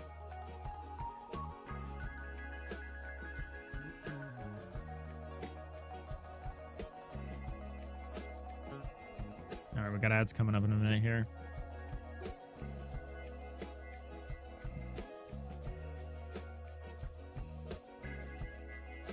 Probably take a quick bio break, and then we'll keep on trucking for another hour or so. Maybe a little less. We'll enter the final hour. We'll figure out some stuff to work on. Yeah, so what this is supposed to do takes the hit coordinates W. So I don't think it's this. I think the problem for us is these times where we retain the W component.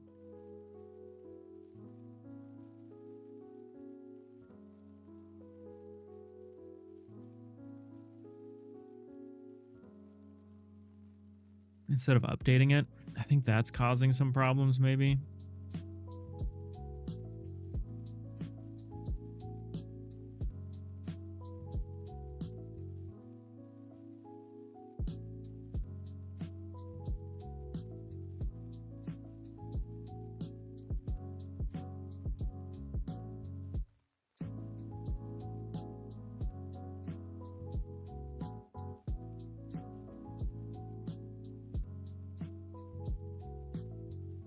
That's tough. That's tough because the W component, it depends on where the mouse cursor is within a tile. It's hard to generalize that.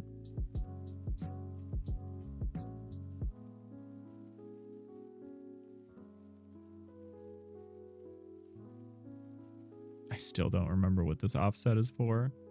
Also, do we even use this Z-level anchor for anything? No, we don't. Get rid of it.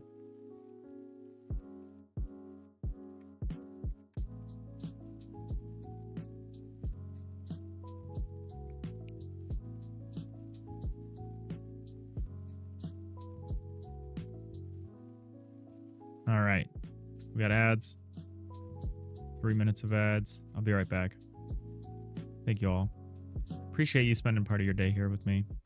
Hope you're having a good day. See you in just a sec.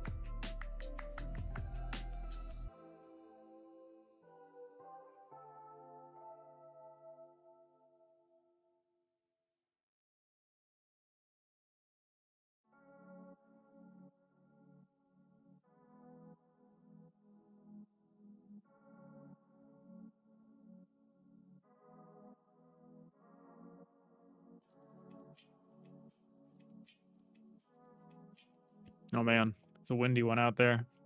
Thought someone was at my door for a second. It was just the wind like pounding the door. Crazy. We're back. Thanks for hanging out. Appreciate you. All right.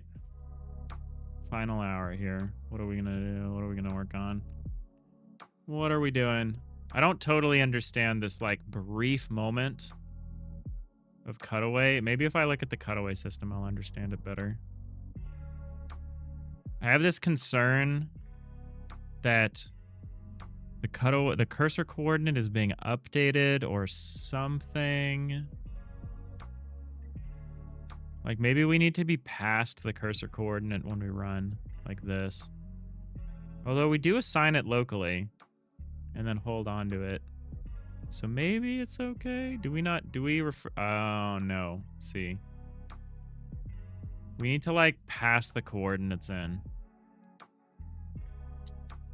I think the problem is the cursor coordinates might be getting updated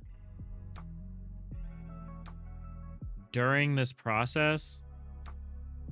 Or maybe it gets updated. I don't know. I don't know what's causing that. It's a side effect of the fact that the walls are not part of the quote-unquote rooms that they enclose. And so if the cursor is in between a wall, it gets this awkward brief moment where it like doesn't know what to do in terms of the cutaway. I feel like that would be really easy to solve if I could figure out where it was happening. I don't know if I want to do that right now though. And you know what? It's my stream, so I can decide what I want to do right now. Let's just look at it for a second. This is my incredible production design process for determining what we work on next. I kind of just look at it. Which is part of the reason why we end up working on stupid stuff, because I'm like, wow, the user experience for interacting with this sucks. And then I work on that for a while. Even though there are no users to have an experience. I mean, I think it's good in the long run. I think we're attempting to have attention to detail. You know, as Tim would want us to have. Hey, Kylie. How's it going? Welcome in. Kaylee or Kylie? How are you doing? Happy Wednesday. We're having a good one. We're here. We're working on our FTL-like in Godot. We're working on a block system that we're using to build out our gray boxed ships here, and we're kind of refining this process, this tool that enables us to build these ships. It also enables us to peer inside of them, which is like a core part of the game, being able to see. It'd be like if you couldn't see into your house in The Sims. It'd be like a problem. So we're working on systems that allow us to do that. This is all fake 3D. It's all isometric 2D.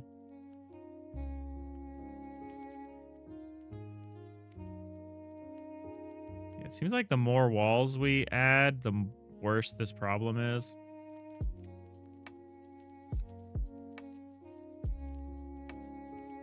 Oh yeah, we have to send sea level information back to the camera. Let me explain why. So imagine I'm at Z level 0, which this is. So here I am, Z level 0. And now I've got direct Z level control and I'm going up, right? Okay, great. And now I'm back at 0. What if I start here? I can move the block down. The system is actually just totally failing under this case. It's because the system considers me at 0 already. But what we really need to do is we need to be constantly telling the camera what Z level the cursor's on, so that the camera knows whether it can move up or not. Like here the camera can move up, it can move down. But if we're already at 0 and we try to move down from here, you can see how it freaks out and the system kind of fails. It's actually kind of weird that it fails in precisely this way.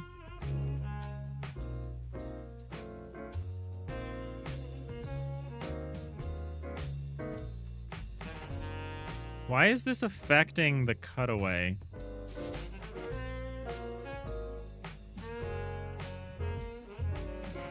So I can scroll through the room as far as the cutaway is concerned with direct Z level control on, but only, let's see if we can do it if we're above Z index 0. Yeah, so this is really strange. So it seems to behave correctly if there's room for maneuver. But as soon as we hit that wall, everything goes to goes to crap. So yeah, what we need to do is we need to communicate back the Z level of the camera. So we'll have a, it's not going to be a static void, it'll be a regular, it'll say something like public void set camera Z level. Do we actually need to set the Z level? Yeah, we probably do. We can say Z level. We can say int Z level. We can say game board. Is it game board or is it camera? Camera. Oh, we don't really know the camera. We can say game board dot call. We can say set camera 2D Z level. And we'll set Z level. See, I had no idea what I was going to work on. We messed around with it for a second. We found something stupid. Now we're fixing it. This is game dev. You just do that enough times. You do that for like a decade. You got yourself a game.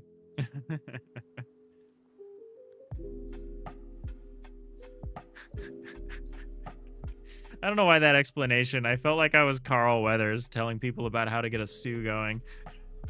It felt woefully inadequate. Yeah. Now you got yourself a stew going.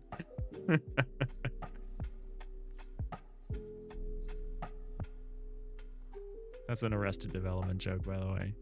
I don't know why I'm telling people. You either got it or you didn't.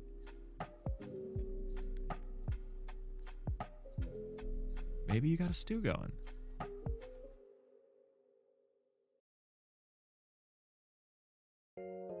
All right, so what are we gonna do? We're talking back to the camera, doing the thing I do not like.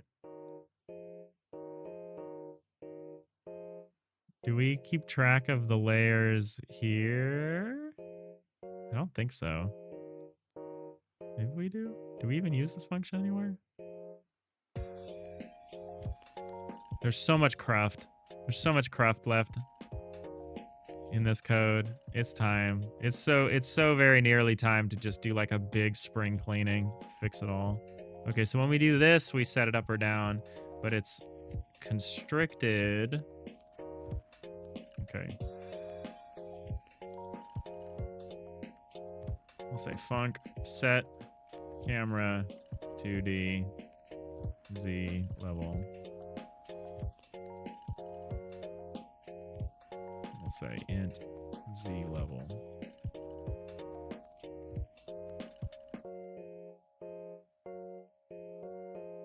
You love his character in Arrested Development? Yeah, Carl Weathers is great.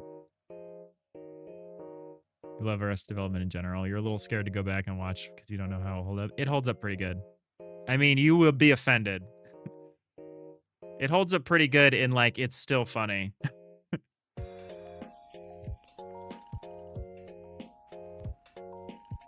It's kind of offensive, but it was always offensive. It's not like the show was less offensive when it came out. One of those perfect, nearly perfect shows.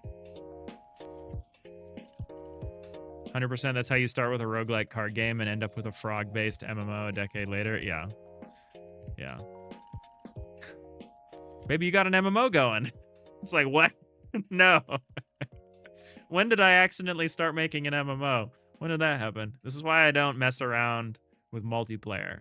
If you mess around with multiplayer, before you know it, you're making an extraction shooter, battle royale, MMO.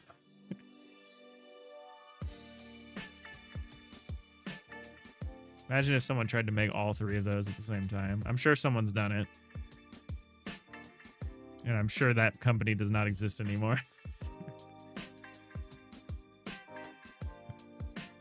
Rip Highguard, I guess. Don't forget open world. Good point, No Jewel. Good point. To me, MMO implies open world, but I've seen there definitely are MMOs that aren't open world. So that's a good point. That's a good point. Imagine how many crazy problems we'd have if this was open world. Voxel chunks would start to matter. we'd be in a rough spot. All right, set camera 2D Z level. Is it as easy as saying camera 2D dot cursor Z level? Actually, that's not even what I call it. Talk to me, camera. What do we even...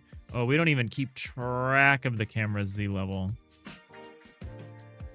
Oh, that makes it easy.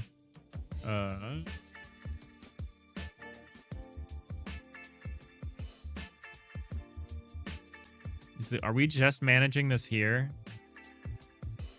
And we're doing some clamping? Is that at... Okay. Easy. Say level index equals clamp I. Should we just send back the whole Z level? Is that what we're doing? Z level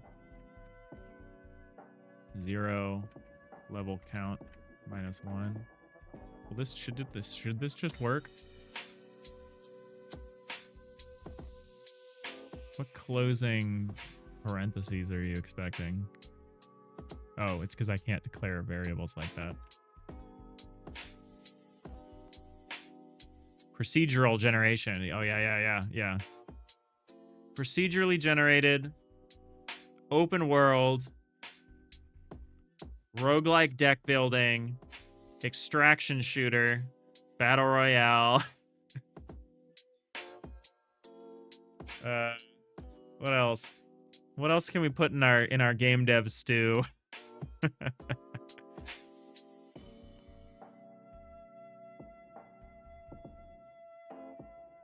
Just simmer. Let that simmer for about 10 years. And you've got a game that whose servers will shut down 6 weeks after launch.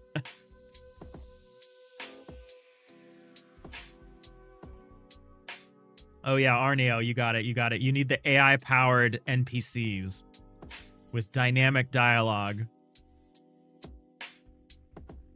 'Cause that's less people to lay off at the end of development. Oh yeah, no, Rhiannon, there has to be roguelike. I started out with I think we sprinkled roguelike deck builder in there real early.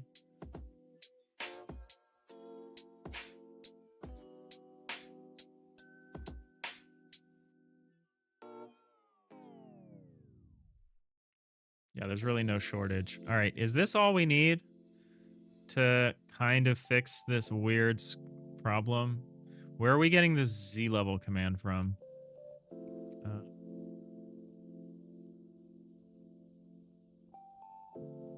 I wonder how this is going to work here. Because this basically sets the index, then does the pan. This is another case where it's like, oh god. There's a lot of dead reckoning happening with very little communication and coordination. Is it here?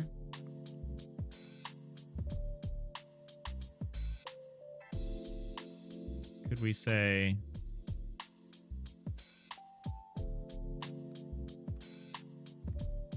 Let's just pass it along, huh? Just say game.set camera. Wait, hold on. Oh, does this also need to be... How are we going to do this? How are we going to do this? We only have access to game and a static context. So we actually can't do this, really. Not this way.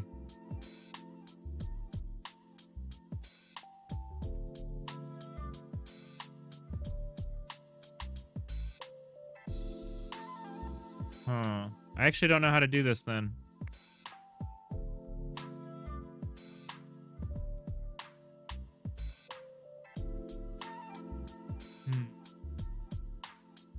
We'll find out another way. We'll find another way. We're not going to do it this way.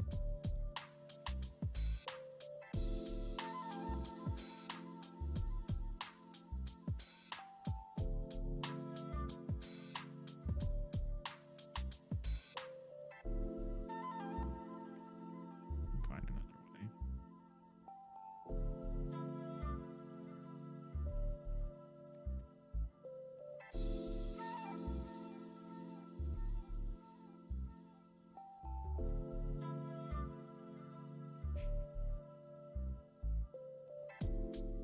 And again, so you need to have one of those arcade machines inside your ship, except instead of it being little mini micro games, each ship has like a different AA quality title in it.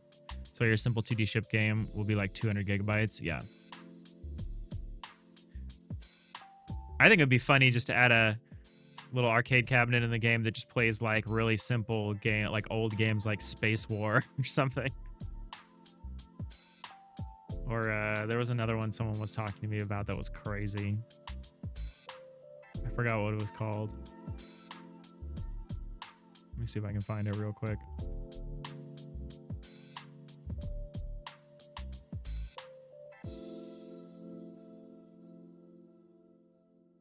I'm not gonna be able to find it. It's so hard to find stuff in Discord. One of the few failings of Discord.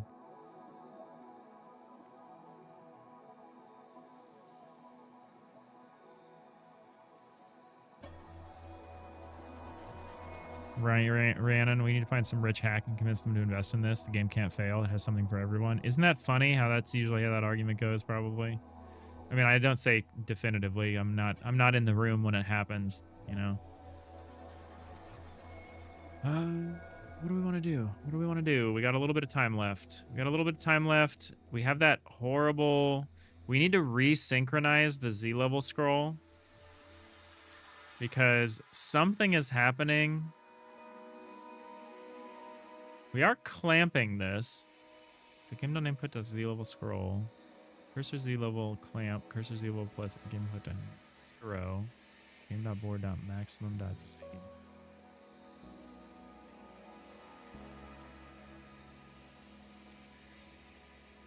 Is there a way to somehow communicate back?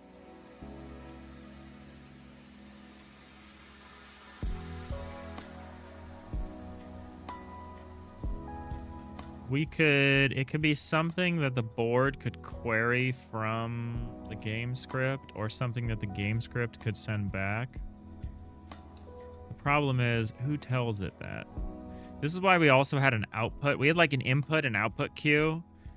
We had an older input model that was like kind of neat, and it handled the communication gap between Godot and our C# stuff actually kind of well.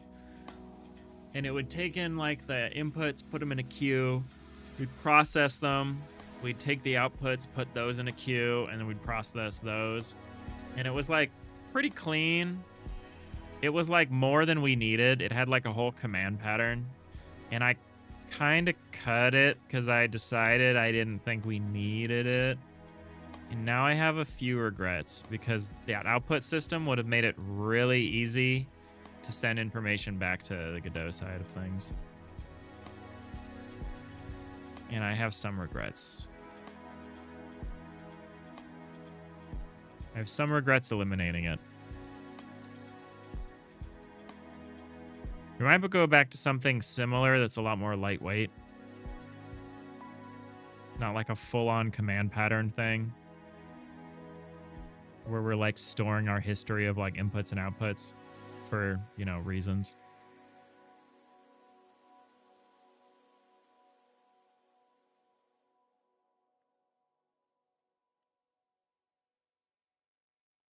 All right, let's look around, find something else. Find something else we can do.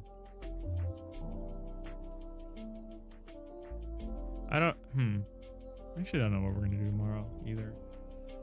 Tomorrow, maybe we'll try to tackle the system dependency issue. We'll try to reorder the system execution to try to resolve some problems that I'm pretty sure are just system execution order problems.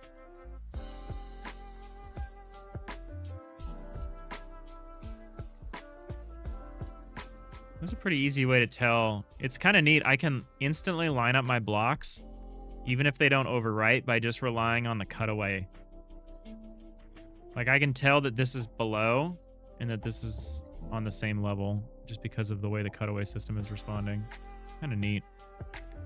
Kind of neat when you think about it. It makes me question whether I really need any kind of guide. I've considered things like guides to help you understand where your cursor is, but like the cutaway helps a lot. I could probably still do something, like something that projects back and down, or at least down, but maybe also back. Because the cutaway lets you know where in front your thing is, but maybe we do a little bit more. Maybe we try a little bit harder.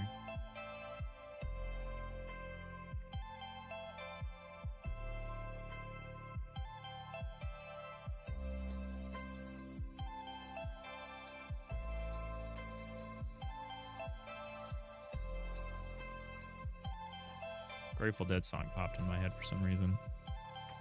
I'm not gonna sing it. I'm not Jerry. Nobody's Jerry.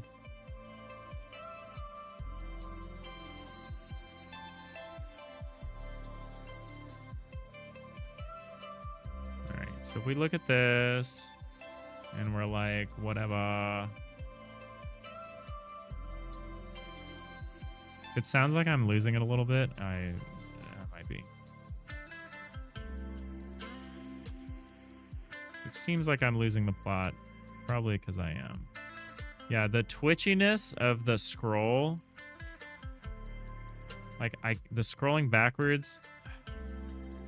Like, we just double scrolled through a wall. Why? Where is the disconnect coming from? We're all losing the plot? Yeah, that's true. That's like 2026, losing the plot.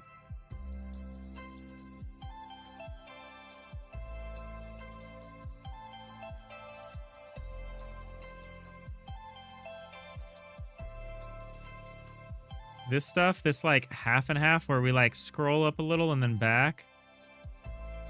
I'm really hoping this goes away when we fix the input execution. Or the system execution order. Because otherwise I have no idea what's happening there. Same with this whole, we're in a wall for a frame. This should be literally impossible based on the way we've set this up. There's also some weird edge cases with the scroll. Oh no, that worked. Huh. Maybe there isn't. But yeah, other than like, you know, some of these bugs, I think this is a good direction.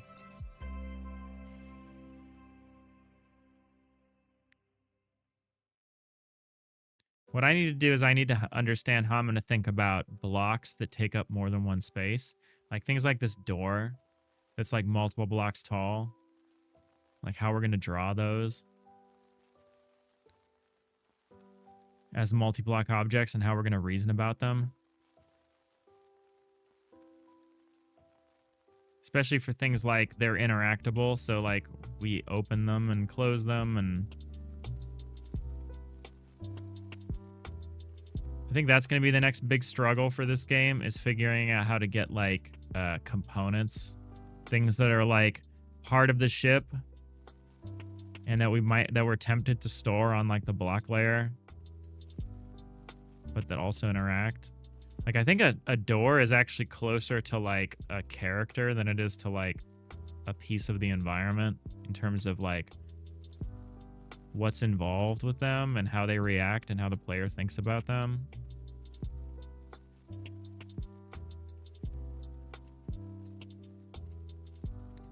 Hey, the Retro Engine, how's it going? Looking good? Yeah, thanks. We've done a lot in the last week here to get this kind of cutaway scroll thing, so we can scroll throughout the ship and like walk through different compartments.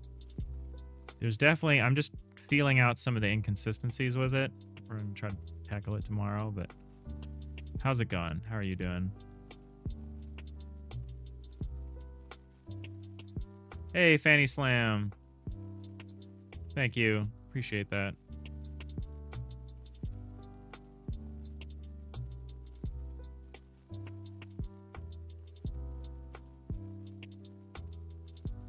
You missed a few. Good to see progress. Yeah, thanks. I appreciate that because it's hard for me to tell sometimes. I don't understand. I don't understand how we can have these brief moments where we're between wall components. I think it's because we lock the W component of the cursor. And so I think it's determining, and then we move the cursor briefly, but it's like, that doesn't make sense. I mean, it makes sense to me, but it doesn't make sense to say.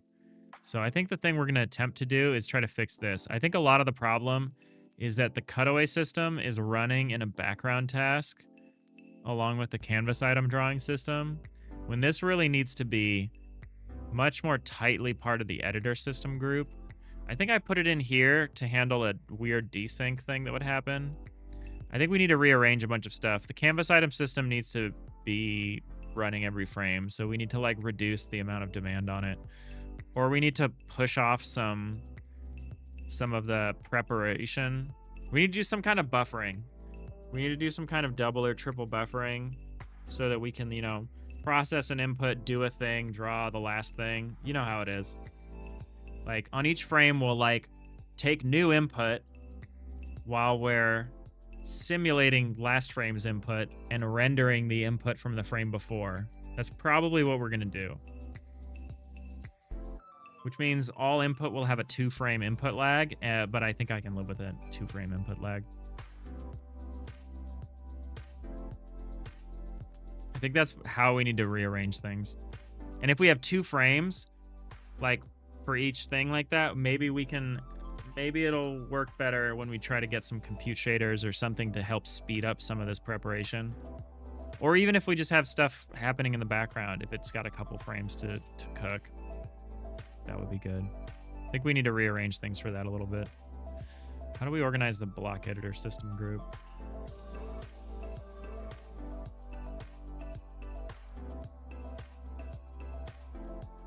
You're good? That's good. We're busy. I'm feeling a little frazzled. We're doing our regular stuff this week, and then this weekend we have a 72-hour game jam. And then as soon as the game jam is over, it's the Game Developers Conference. So we are just all over the place. So where's the system execution order? It's here. So yeah, we don't run the cutaway system. I would like to run the cutaway system after the sculpting system, but the cutaway system listens to the cursor. It's a little confusing because it depends on, the cutaway system depends on the flood fill being done here, which is a background task that only ever happens whenever there's a structural change. I'm going to rename some of this stuff. We've got a double buffering system here. I think I need to look at how we structure this to have either a triple or how we have everything organized a little better. Hey, Corolla. How's it going? This song bothers me. I'm going to skip it. It's one of those songs that's great until someone just starts like mumbling some nonsense.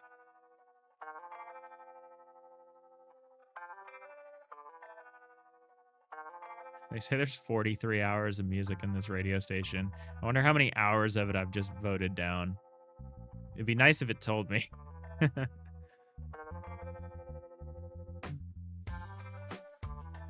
God, am I gonna have to do some like diagramming? You know I hate diagramming.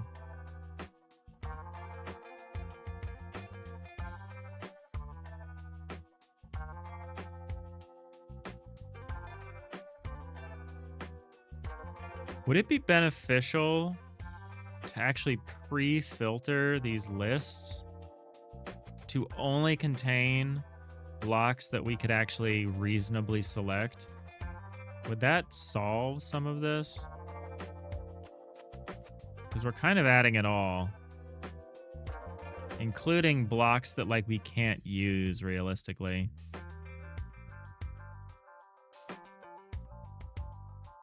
I don't think that's what's causing the weird interrupts with the walls and the cutaway, where we like pass through a wall and for a brief moment the cutaway fails because the wall is not considered part of the room, so it doesn't know how to react.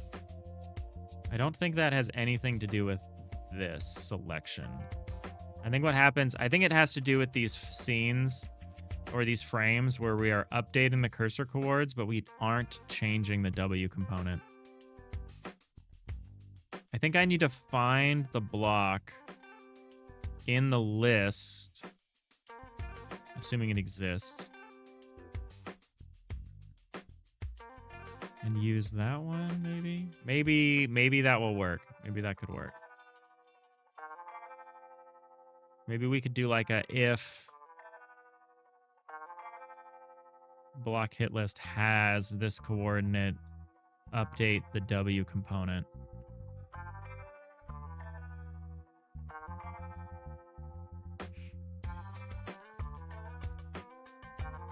Maybe if we update it, it will work.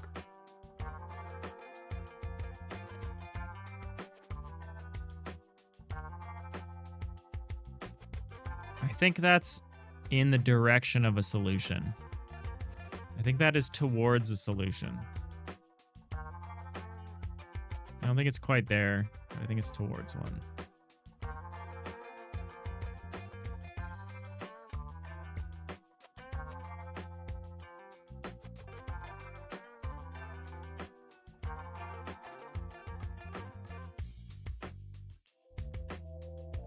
I don't know. I don't know what else to do today.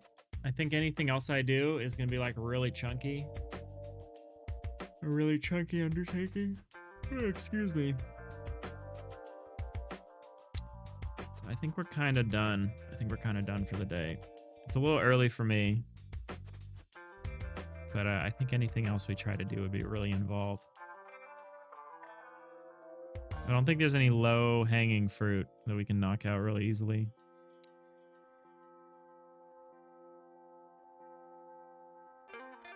I do have to figure out coordinating that Z-level stuff back from the cursor. Oh, you know what we could do? We could maybe just read the cursor's Z-level.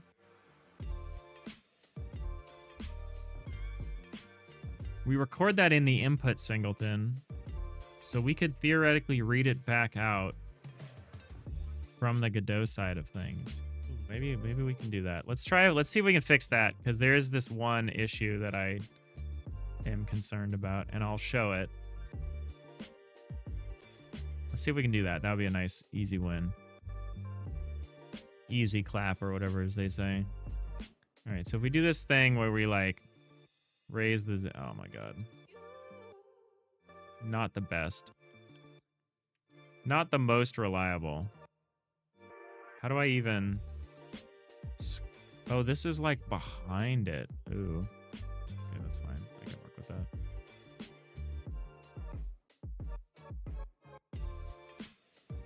Alright, so we set this up. Actually, we don't even need to set up a room. So if we do this thing where we've scrolled all the way to the bottom, so the camera is at 0. Camera's as low as it can go. Then we can go up, and we can go down. But if we go up, and then we stop,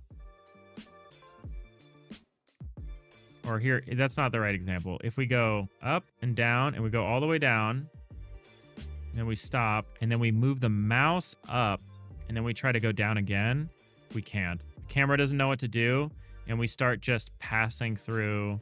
Some weird stuff starts to happen. As long as there's room, we're doing all right here.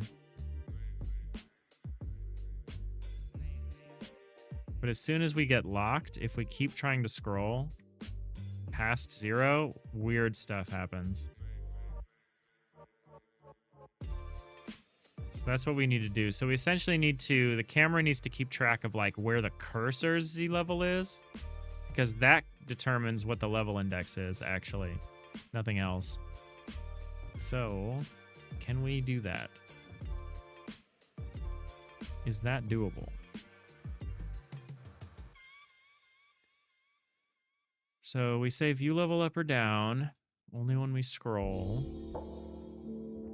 This would be kind of weird to do in physics process, but maybe we do it. Maybe we do it like this. You believe in ghosts, Buck?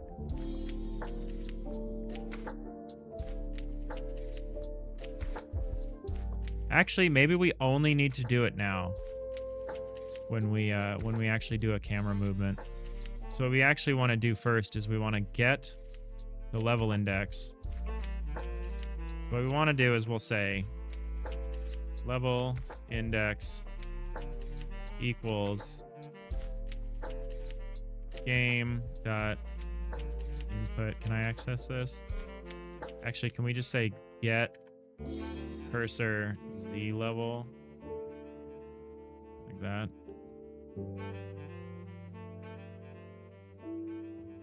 Because I can't say game.input.cursor Z level as like a property, right? Because it doesn't have this property.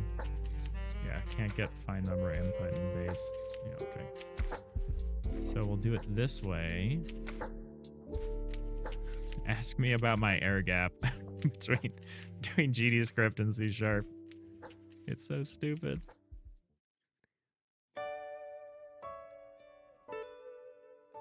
So we'll say public static void get cursor Z level.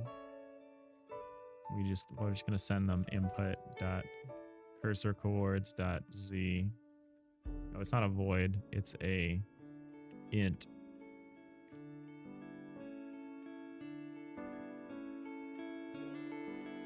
All right, this should be okay. This should solve it. So whenever we try to move the camera, we'll synchronize our Z level first and then try to move the camera, and that should solve the problem.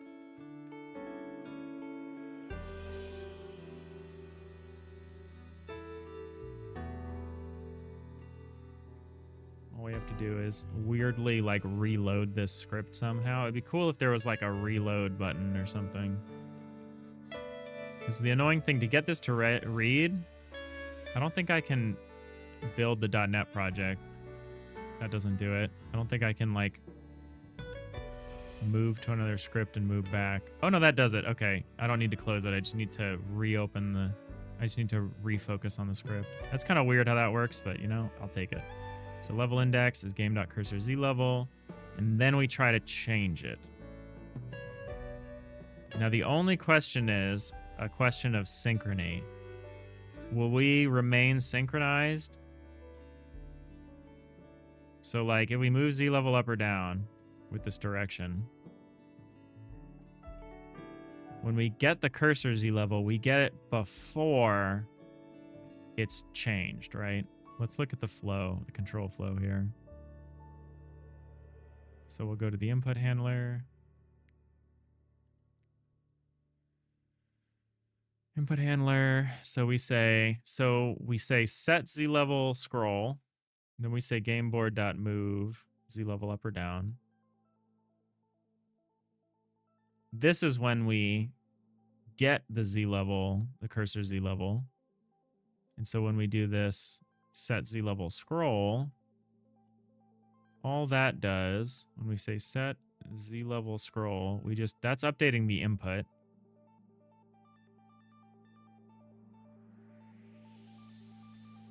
And then the systems run off of the game's physics process. What is the execution order of the scene tree normally? Is it the same as start? Is it like children first? Children before parents? Because if that's true, the board will update before the game, and that's good.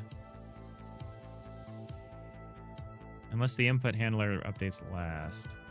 This is why I kind of want to have this multi-buffer, multiple layers of buffering, because we're dealing with a bunch of weird execution order things, because we've separated out our simulation layer into its own little C# domain. I think this will work, though. Let's try it. Why not? What do we have to lose? Sanity is for the weak.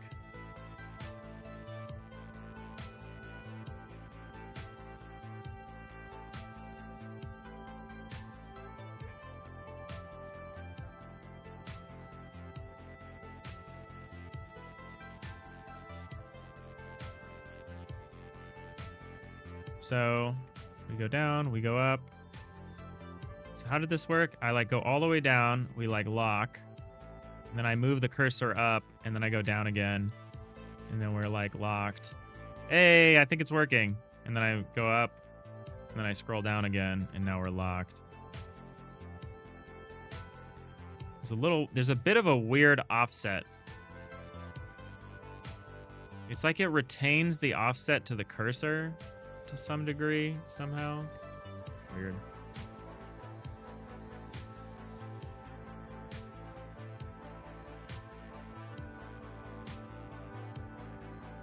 Oh, why does it do this?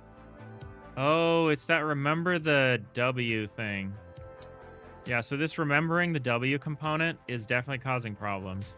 So what it's doing is it's saying, okay, when we're manually moving the cursor around, don't change the face against which the cursor is registering. So like if we hit here, it's up. If I hit here, it's that way. If I hit here, it's the other way. God, mirrors are hard. That way. That way.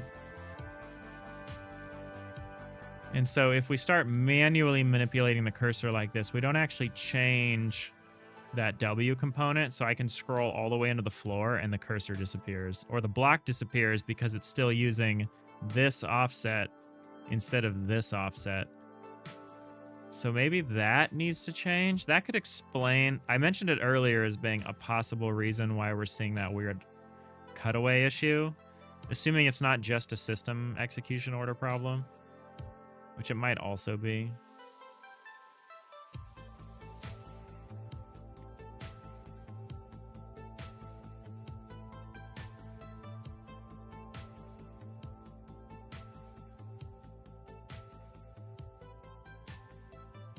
But yeah, okay. I'm glad we sorted that out. So that was an easy thing, the camera sync for the Z-level control. So now we can't, now we'll never get desynced and we won't cause weird, I don't think we'll cause weird scroll wheel stuff, I say. Okay. How did that happen? There you go. Okay. Okay, I kind of see what we need to do about the W component, but I don't think we're going to do that today. I think we're about that time. But again, I appreciate everyone who comes and says hi and hangs out with me, because I'm like, straight up, I am never in the mood to stream. Lately I've just always felt tired and not particularly creative, but like my mood is instantly enhanced as soon as I go live and everyone pops in, says hi. So thank you. Thank you for whoa, that was weird. Yeah, I think this non-Z level control scrolling issue is definitely a system execution order problem. Because you can see the block try to like get to its new position, but the cutaway isn't updating quickly enough. And it means on the following frame, it snaps back to the previous position.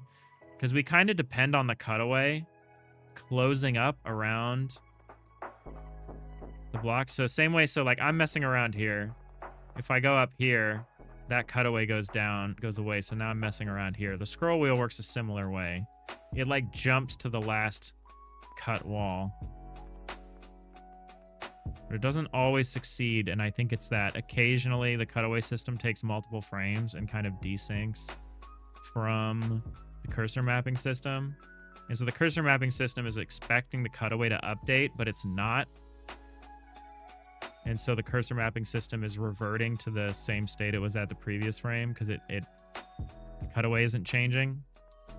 And so it can't like recast itself against the cutaway. Yeah, I think that's what's happening there. I think that's pretty easy. I think that'll be easy to fix. But yeah, tomorrow's Thursday. Tomorrow is the last regular episode for a while. We'll try not to go too crazy. The worst thing that we could do tomorrow is like break everything and then run out of time. Did we make a plan for tomorrow? We're doing it now, Arneo. I think it's that W component thing I was just talking about a second ago. I think that's the easy thing to try. And then I think the harder thing to try is to do some system dependency stuff, like change the system execution ordering and maybe do some more buffering. where we pass in more parameters rather than just like let these systems just talk to globals that might change while they're busy. So I think that'll be what we work on tomorrow. And I think that will get us to a good place. Either we'll totally break everything and we'll just roll it back or something. Or we'll get to a much better place in terms of consistent behavior from the cutaway and the scroll. Because that's all I wanted to do this week. All I wanted to do is work on the cursor and get the cursor behavior like really tight and really smooth. So I think that's what we'll work on tomorrow. But yeah, Friday, Saturday, Sunday, we'll be working on Down to Jam, community-centered game jam. If you're interested in doing a jam, check it out, d2jam.com. We're right now in the theme voting phase. The jam starts the 6th, submissions on the 9th, and then rating period through the 22nd. Very excited. We just did our theme voting. I'm a little nervous, but I believe. Yeah, we'll be doing that Friday, Saturday, Sunday. And then Monday, we'll still be doing that. But the important distinction is we will be playing games on Monday. So Friday, Saturday, Sunday, working on the jam. Monday, playing the games. And then Monday will be my 7th day straight streaming. So we'll have done the whole thing. We'll have done Tuesday, Wednesday, Thursday, working on the game. Friday, Saturday, Sunday, doing the game jam. Monday, it's our little reward. It's playing games. So we're going to do that. We got a whole week of stuff. And then Tuesday is GDC. Well, Monday is GDC, but from Tuesday through the following Monday, I'm going to be focused on relaxing, unwinding GDC, while trying to unwind during GDC. So yeah, we got a busy period of time here. It's gonna be an exciting weekend. I hope some of you can hang out with us this weekend. We'll be going a long time. We'll be doing big streams, long streams. Yeah. Hope to see some of you there. You'll happily tune into jam streams while slaying the Spire. Oh shoot, Slay the Spire 2 comes out in like, is it today? When is Slay the Spire 2 out? Is it already out? And I've just like blocked it from my mind so I wouldn't like destroy my life. Oh yeah, it's like out, huh? This week. Crazy. All right. Hey, G59 Dignity. Thank you for Maximum Warp. Appreciate you.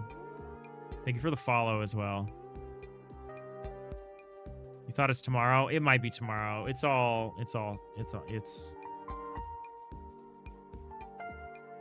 Brandon, you'll be around probably tinkering on your own thing. The idea of a jam gives you so much anxiety. Me too. I definitely have a lot of anxiety this week, which is why I'm kind of like blabbermouthing here. But yeah, I appreciate you all. I hope to see you all soon. Thank you all so much for watching. I hope you have a great rest of your day. And I'll see you all next time. Bye.